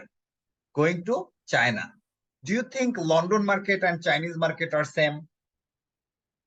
And the risk you have in the London market and the risk you are going to get in the Chinese market are same or identical? Definitely not. Because London market is much more transparent than China. So definitely risk is going to get changed, তাই না? তারপরে capital mix আপনার ঠিক হবে কিনা Chinese ওই কোম্পানিতে, we don't know. আমার কারেন্ট ইন্টারেস্ট রেট আপনার ঠিক হবে কিনা চাইনিজ কোম্পানিতে, say we don't know, because UK economy Chinese economy completely different, ওর ইন্টারেস্ট রেটও ডিফারেন্ট হবে। UK tax rate Chinese tax rate same হবে না। তাইলে কি আমার কারেন্ট WSCC যে ইউজ করতে চায় চাইনিজ কোম্পানির জন্য, এই ঘটনা কি ঠিক আছে? না স্যার। না স্যার, এইখানে এই জিনিসটাই বলতে বলেছে। দেখেন, WSCC determined in A may not be suitable for assessing the investment in China. You see, when you have the interpretation skill and like analyzing skill, it becomes far easier for you to relate an answer. So do you think I remember all those things in my head? No, I just read out and I just interpret. So you have to have some sort of ability. So we don't expect that you will have the same kind of ability like us, because we have been teaching these subjects for years now, but you have to have a like reasonable level of interpretational skill. বুঝে গেছে? যে এইখানে যখনই দেখেন, আমি কিন্তু এটা জানতাম এরকম কোশ্চেন আছে শুরুতেই, কারণ এটা আমি পড়েই বুঝতে পারতেছিলাম ইউকে কোম্পানি চায়না কোম্পানিতে যাচ্ছে, so they are going to give some sort of questions like this. Okay, so আপনার সাথে সাথে ওইগুলারে মিলায় মিলায় অ্যান্সারটা দিবেন। Is that understood now? জি স্যার, এখন মানে এগুলো খুব আস্তে আস্তে মনে আসতেছে যে এই জিনিসগুলো যদি মার্কেট চেঞ্জ হয় তাহলে হচ্ছে আমরা ওই চারটা স্ট্রাকচার আগে করবো, চারটা যে কম্পোনেন্ট আছে। জি, ঠিক আছে। Let's talk about number 36. 36 is ওই যে WSCC আমরা এতক্ষণ কি দেখছি, যে যখন রিস্ক চেঞ্জ হয়ে যায় we should not use the WSCC, তাই না? তাহলে কোশ্চেন হলো, তাহলে WSCC ইউজ করবো না, তাহলে কি ইউজ করবো, তাই না? আমাদের কোশ্চেন কি, যদি আমরা WSCC ইউজ না করি তাহলে what we should use, সেই জিনিসটা আমরা এখানে দেখব। Shadowbrook Limited is a company which intends to raise floating rate finance in order to establish a new production plant in Czech Republic. তাহলে এই কোম্পানি Shadowbrook হচ্ছে ইউকে একটা কোম্পানি, সে কোথায় প্ল্যান্ট খুলবে? রিপাবলিক। Check Republic. সো প্রথমে বলেন, এটা কি দুই জায়গায় বিজনেস রিস্ক সেম? না স্যার, সেম না। তাইলে কি আমি কারেন্ট WSCC ইউজ করতে পারবো? না স্যার, কারেন্ট WSCC ইউজ করতে পারবো না। তাহলে এটার জন্য কি করতে হবে? অ্যাডজাস্টেড WSSC ইউজ WSSC করতে হবে। এবং অ্যাডজাস্টেড WSSC এর স্টেপ গুলো মনে আছে? Find out a similar listed Similar company, আমি company. আপনাদেরকে লিখে লিখে দিছিলাম, মনে আছে? জি জি Look স্যার at মনে the আছে। beta factor, ungear the beta and re-gear the beta. So this is exactly what we are going to apply here. So Shadowbrook Limited evaluates its investment using the NPV, but the finance director is not sure what cost of capital to use in the discounting process. এখানে discounting factor কত হবে finance director এটা বুঝতেছে না। Company is also proposing to increase its equity finance in the near future for expansion, resulting the overall in little change in the company's market weighted capital gearing. Financial data for the company before the expansion are shown below. এখানে দেখেন turnover, dividend, retained earnings, all those information are given. Medium long-term loan, issued ordinary shares, reserves are given. Medium and long-term loans, এখানে medium and long-term loan কত আছে? 210 million. Include 75 million, 14% fixed rate bond due to mature in 5 years time and redeemable at 100. তার মানে কি? এটার অর্থ কি?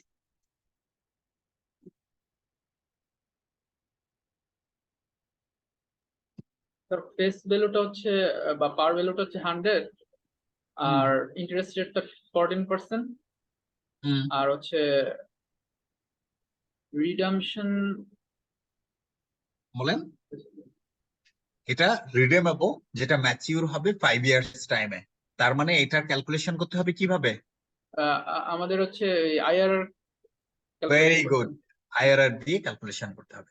Current market price of this bond কত? 119 টাকা 50 পয়সা। ওকে, তার মানে এখানে কিন্তু সব ইনফরমেশন দেওয়া আছে। Other medium and long term, other medium মানে কি? 210 এর মধ্যে 75 হচ্ছে আপনার বন্ড, আর বাকিটা কি? আদার মিডিয়াম লং টার্ম, মানে 135। বোঝা যায়? জি স্যার।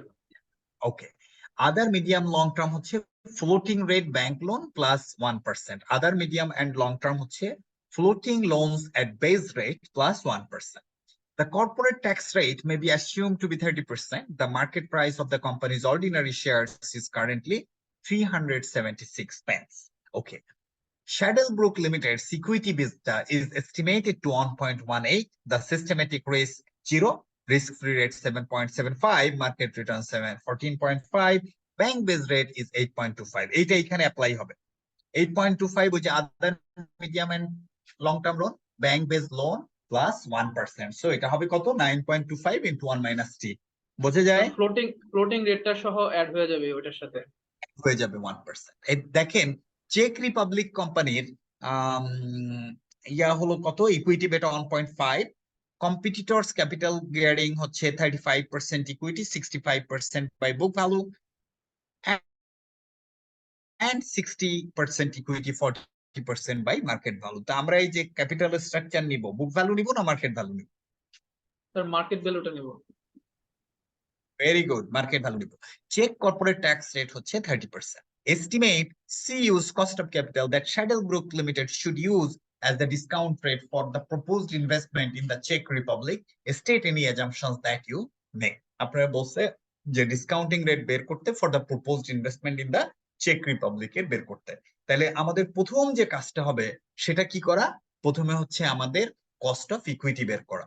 কস্ট অফ ইকুইটি যদি আমি বের করতে যাই তাহলে আমাদেরকে ইকুইটি বেটা ওইটাকে অ্যাডজাস্ট করে নিয়ে আসতে হবে। ওকে, তাহলে the number is what? 36. Shadowbrook. It is a fantastic math, হ্যাঁ? Shadowbrook. আমাদের প্রথমে আমরা কস্ট অফ ইকুইটি বের করব। কস্ট অফ ইকুইটির এখানে আপনি সুন্দর করে ওই কথাটা লিখবেন যে company, it is a UK company and then company is investing in Czech Republic, therefore we need to adjust the equity beta. So আমাদের স্টেপ 1 কি? স্টেপ 1 হলো find out a similar listed, oh sorry, কি করি আমি? listed co in Czech Republic। চেক রিপাবলিকে আমরা ই করবো। আমরা এটা পেয়ে গেছি না? স্টেপ 2,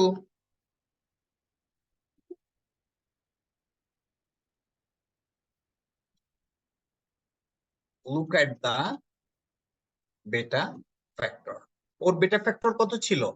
1.5. স্টেপ 3, আপনি যদি এভাবে করেন তাহলে দেখবেন আর ভুল হবে না। আনগিয়ার দা বেটা।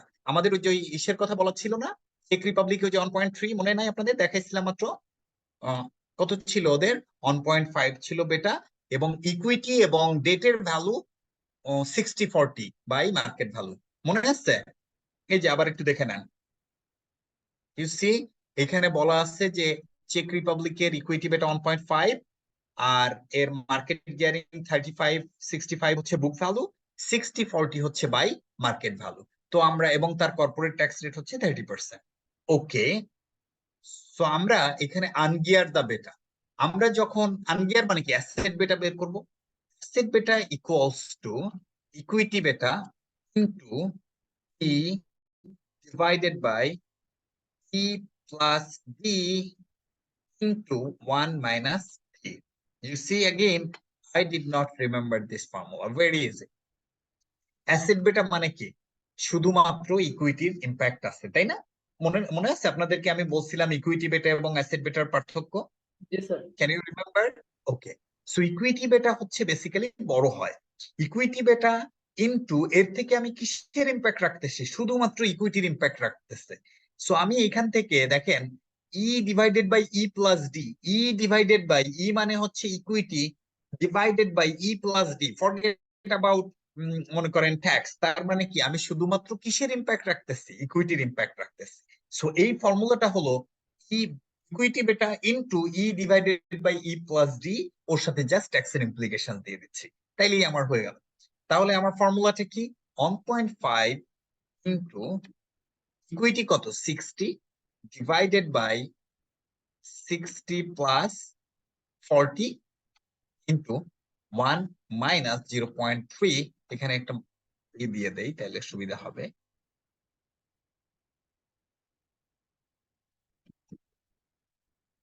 You see? Oh,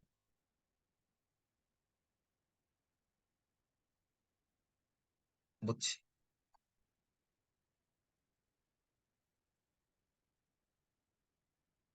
No, no, no, no, no. It should not be like this.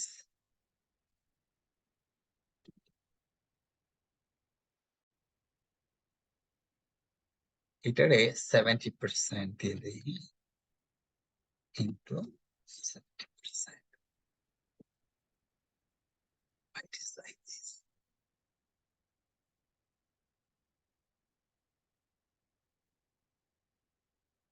আচ্ছা, এটারে খুব স্ট্রেট ফরওয়ার্ড করে ফেলি, into 60।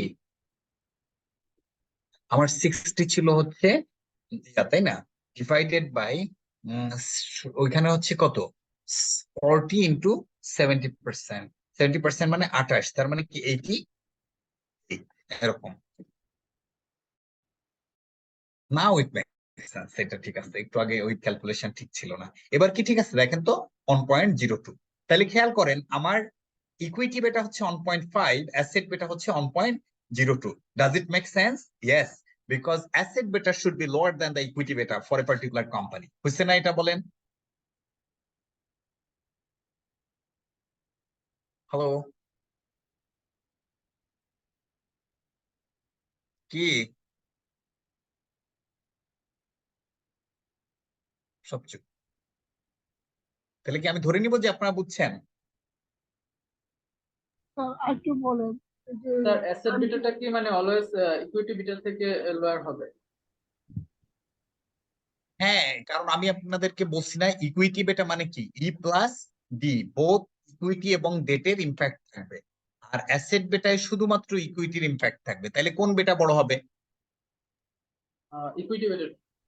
সেটাই তো হয়েছে আমার এখানে, দেখেন ইকুইটি বেটা 1.5, অ্যাসেট বেটা হচ্ছে 1.02। কিভাবে বের করলাম? অ্যাসেট বেটা সমান সমান আমি ইকুইটি বেটা নিয়েছি, সেটার কত, সেটা হচ্ছে 1.5 ইনটু ইকুইটির ভ্যালু কত 70 divided by sorry 60 divided by 60 plus debt কত 40 আছে, সো আফটার ট্যাক্স কত হয় 40 ইন্টু 70 কত হয় 28, তাই না? 28 হয় কিনা বুঝলেন না কিছু? ডেট হচ্ছে 40 ইন্টু 1 মাইনাস টি, তার মানে কি 28, সো ইকুইটি হচ্ছে 60 প্লাস 28, তার মানে 88, so 60 divided by 88, so you got the asset beta, এবং এই asset beta is lower than equity beta, so আপনি সাথে সাথে লজিক মিলাইতে পারবেন, yes it's working. Step 4, adjust the asset beta using current capital structure. এখন আমার কারেন্ট কোম্পানির ক্যাপিটাল স্ট্রাকচার দিয়ে এটাকে অ্যাডজাস্ট করতে হবে। কারেন্ট কোম্পানির ক্যাপিটাল স্ট্রাকচার কি আছে আমরা একটু দেখি। You see we have got ordinary share কত আছে, সেটার দাম 225, ওকে। সেই শেয়ারের দাম কত করে 376, তাই না? So let's look at this. আমরা এখানে আগে ক্যাপিটাল স্ট্রাকচার করি। শেয়ারস আমাদের 225 মিলিয়ন টাকা আছে, বাট 50 পয়সা করে শেয়ারের দাম, সো 850।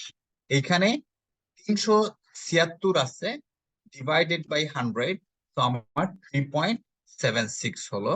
তাইলে এটা কত হলো, এটা ইন্টু 3.76, তাহলে হচ্ছে 1692 হলো আমাদের শেয়ার। ওকে, এইবার আসেন হচ্ছে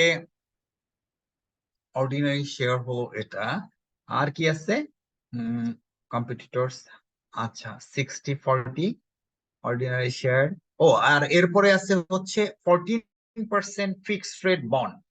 14% ফিক্সড রেট বন্ড, তার ভ্যালু হচ্ছে 75, এবং তার মার্কেট প্রাইস হচ্ছে 119 টাকা 50 পয়সা। So 14 point fixed rate bond, আমরা এটারে নিয়ে যাই, কই গেল আমার share 14% fixed rate bond, excel দেখা যায়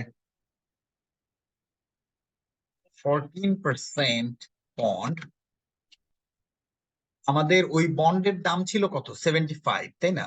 75 ডিভাইডেড বাই 100 ইন্টু 119.5, তাহলে এটা 89.621। আর আদার লোন কত ছিল, আদার লোন হচ্ছে দেখেন 210 মাইনাস 75, সো এটা হচ্ছে আমার আদার লোন। তাইলে এটা কত হয়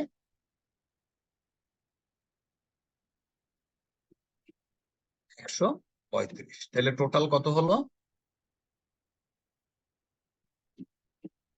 224। তাহলে আমাদের এখানে ইকুইটি হলো এটা, আর ডেট হলো এটা। সো अगेन আমরা এই ফর্মুলায় চলে আসি, এই ফর্মুলাটা বসাই। আমার কি এখন কি বের করতে হবে, ইকুইটি বেটা বের করতে হবে, কিন্তু আমার কাছে অ্যাসেট বেটা দেওয়া আছে 1.023, আমি এটাকে নিতে পারি 1.023 ইকুয়ালস টু ইকুইটি বেটা আমাকে বের করতে হবে, কিন্তু ইকুইটির ভ্যালু কত বলেন 1692, তাই না?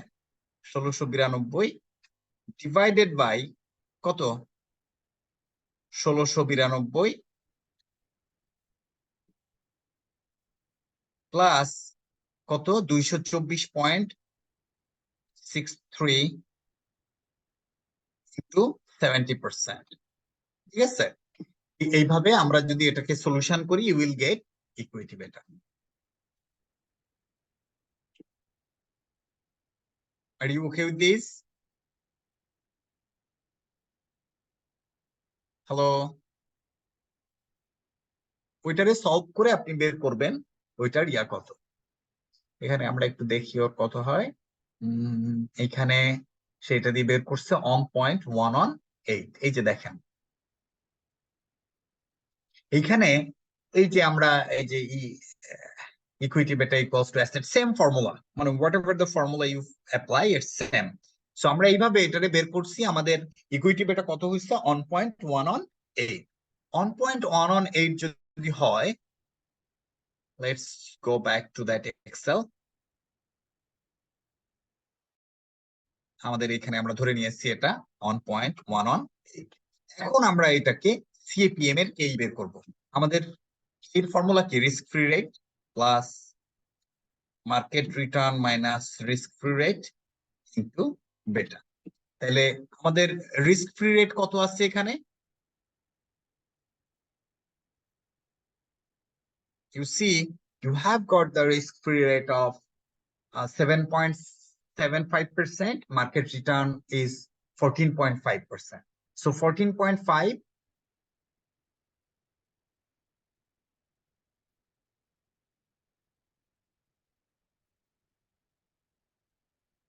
so এখানে এটা হবে 7.75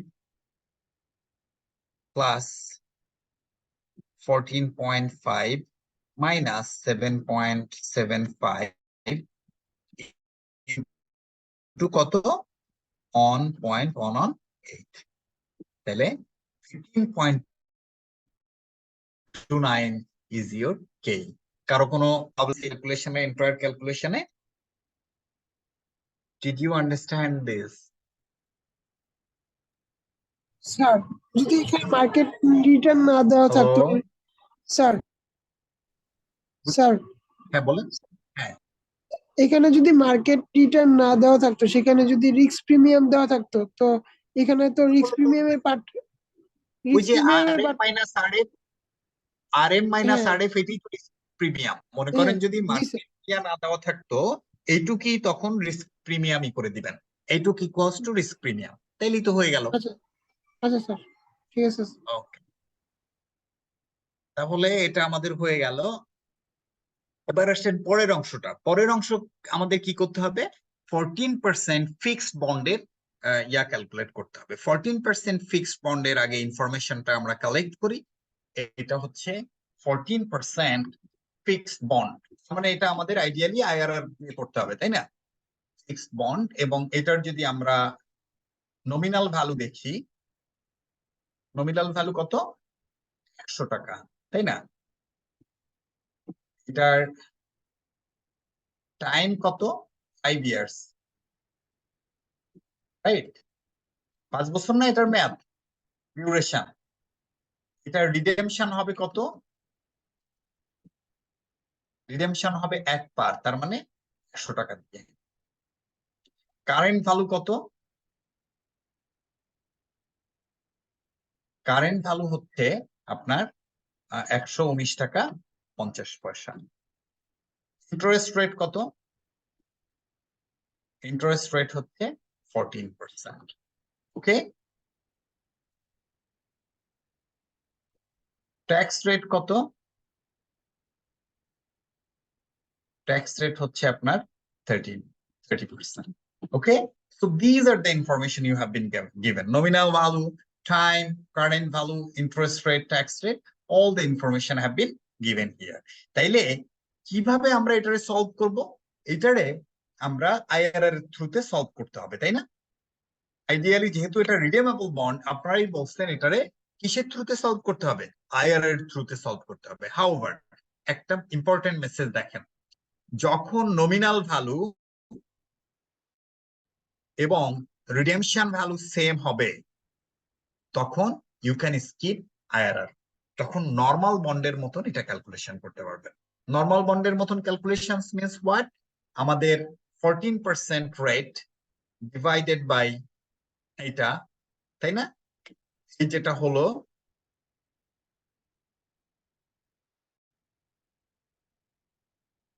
এইটার থেকে 1 ইন্টু টি, তার মানে হচ্ছে এইটার ইন্টু 0.7, তার মানে হচ্ছে এই যে যেটা 8.2% will be your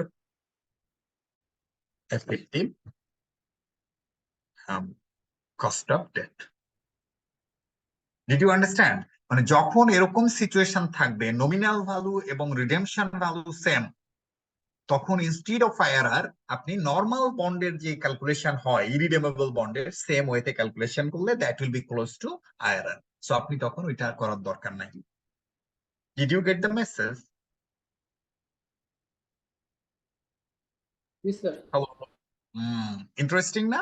এই যে দেখেন, আমি আপনাদেরকে দেখাই দিই, আপনার বইয়েও এটা করার কথা। Just 1 second. এই যে দেখেন ওই এটা হচ্ছে 15.3 ওকে এই যে বন্ড ইউ সি আমি একরকম ভাবে করছি ওরা ডিফারেন্ট ওয়ে সেম ব্যাংক লোনের কি আছে 8.25 প্লাস হচ্ছে bank base rate plus 1% into 1 minus 3 so এটা আপনি পেলেন পাওয়ার পরে আপনি WSSC ক্যালকুলেট করলেন করলে আপনার হয়ে গেল 14.35%. So is that okay with you? Yes, sir. Okay. তাইলে that brings towards the end of chapter not one, I mean cost of capital and capital structure chapter. So I hope that you have a fair understanding on cost of capital and now let me tell you what will be your job if you really wanna pass through the FM.